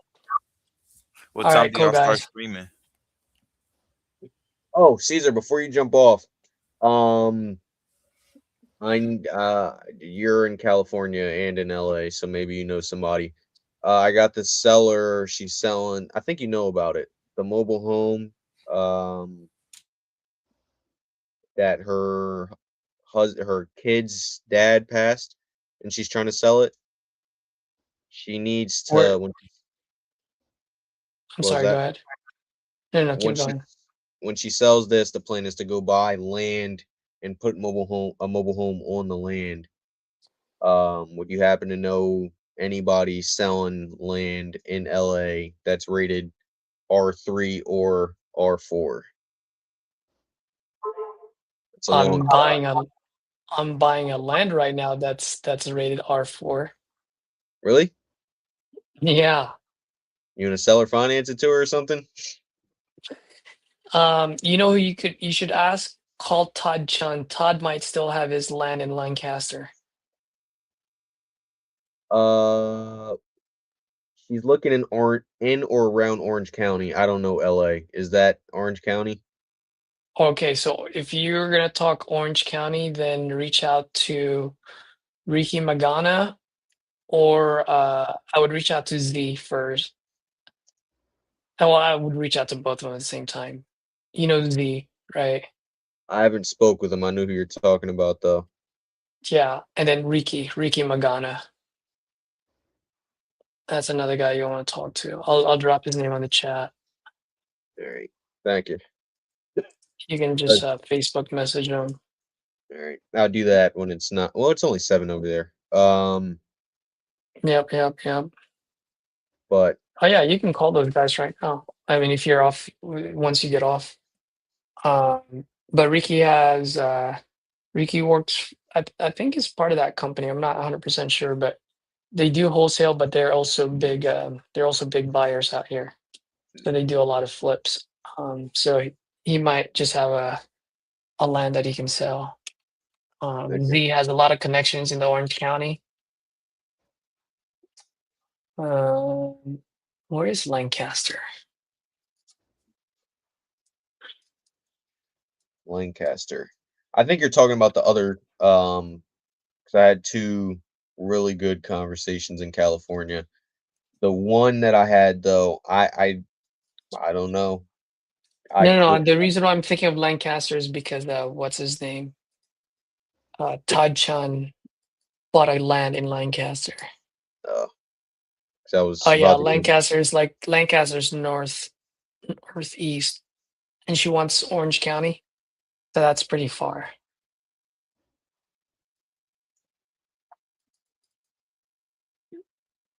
Yeah, that's pretty far. My bad.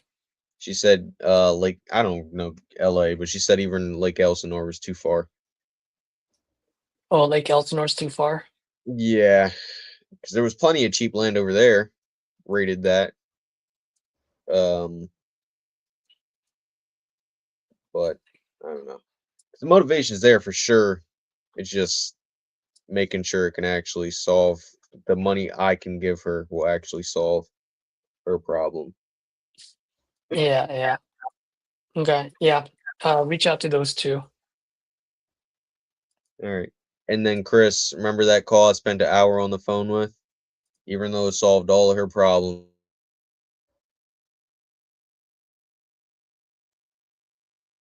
You cut off on me, dog.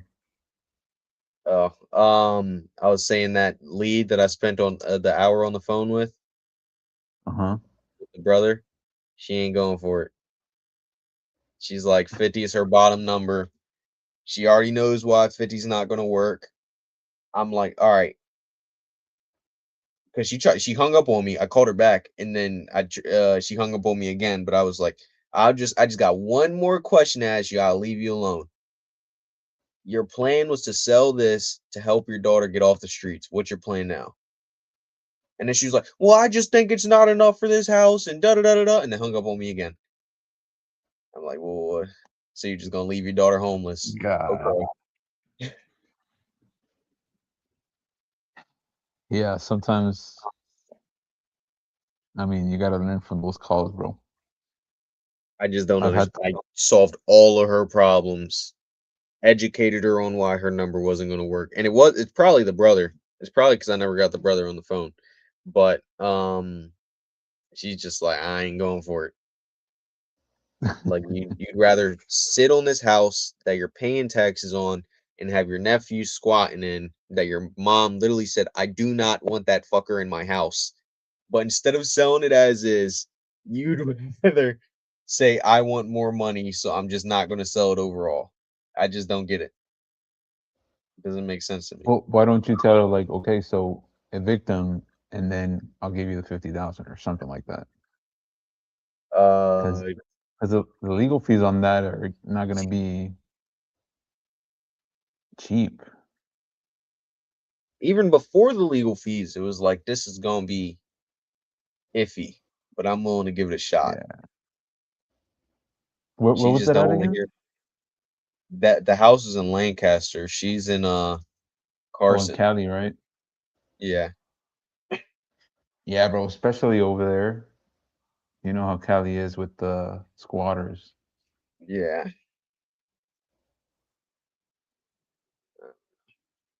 But I mean, the positive about this one is that you were able to find like all the problems that she's having and try to make up a solution. But sometimes they're just hard headed. She's not gonna make any money out of it. So All right, y'all. I'm finna head out. See y'all tomorrow Yeah. morning. later, bro. So, yeah. See you tomorrow. Yeah. I was I feel like I can confidently say finding motivation is no longer the issue. no, you're good at that. Getting them to understand the education is now my bottleneck. Bro, I had a I don't know if I don't know if I already told you this one or not, but did I tell you about the Pennsylvania one? The one that That one like that I dying of cancer and she like just dropped her price low as hell. No, not that one. That one never answered, bro. I was so pissed at that one. But this other one where I was talking to this guy that was looking to sell in Pennsylvania, but I was telling him, look, that give me 2 weeks to find a buyer, and if I can't find anybody, then we part ways. And he's like, well, why can't you just go find it and then just I don't want to sign anything, go find them, and then once you find somebody, then we can sign something. I was like, well, I can't do that because, what if you find somebody else? Then I wasted my time and I look bad. I gave him the whole spiel. And I told him, okay, so give me a week and 2 days like that. He said no, right? This was like 2 or 3 weeks back. I got a text from him today. I was like, hey, I saved your number. I was like, what? I was like, so how can I help you? He's like, oh, I just wanted to let you know I saved your number. I was like, okay. I was like, did you already sell the house? He's like, no, not yet. And then I was like, well, I thought you said you had to sell before July, like the beginning of July. And he's like, well, I haven't sold yet. It's like, so what are we waiting for? That guy hasn't responded, so we'll see. Now my offer's going to be lower. Yeah. I would have just hit him Yeah. with the, are you ready to get it done now? I usually don't do that though. I don't know if it works for you or not, but I try to. What was it that you told him why you can't go out before in case you find somebody else or something like that? It sounds a little Yeah. defensive. So basically, like, if you find if somebody else comes in and tells you they can give you more, then you're going to go with them. Then I wasted time and resources to find somebody, and I also look bad in front of that other like person. And I've had this happen time and time again before. Not saying that you're going to do that, but it has happened. So that's why that's not my process. And he's like, well, I'm not going to do that. I'm not stupid. And I don't know what. I was like, I'm not saying you are. I'm just saying that's not my process anymore. But I gave him the price that he wanted. He was like, I'll give you a week. I was like, okay, I'll take a week. But then when I sent him the agreement, when I agreed to the week, he's like, well, why can't you just find somebody like right now, or like just start finding somebody and then just come back to me and then we'll sign. I was like, well, no, that's not how this works. But anyways, we'll see what happens with that one. I mean, I would just try to phrase it a little different because what if you find somebody else just sounds a little not like almost insecure? So I'd prefer to just say like, hey, I absolutely would if realtors didn't hate me. So they try to get me in trouble. It's considered brokering. It's illegal. And then I'd probably just ask them like, more so why is that so important to you? If you know I'm gonna work my ass off to get this to the closing table for you, so you can Yeah. XYZ, insert motivation, Mm-hmm. especially on this sort of a time scale. Yeah. Well, he's supposed to be moving out for his job in like a week or two. So, I mean, I would have probably already found somebody within that week, or it's been 2 weeks actually now. But hey, Yeah. Not only sometimes you that, just it's gotta learn the PA. hard way. Not only that, it's PA. So he could have Exactly. terminated anyway. Exactly. So, I don't know. well, brother, I'm gonna hop off. Yes. You gotta keep going. 13. Nah, it's 10. I'm trying to slow down on them late nights so I can do basic math in my head again. Yep. I don't know. I'll hit up Z and Ricky in the morning. Other than that, get these couple of leads, and then I'm gonna call it a night myself. Sounds good. Well, I'll catch you tomorrow then. All right. See you tomorrow. Later.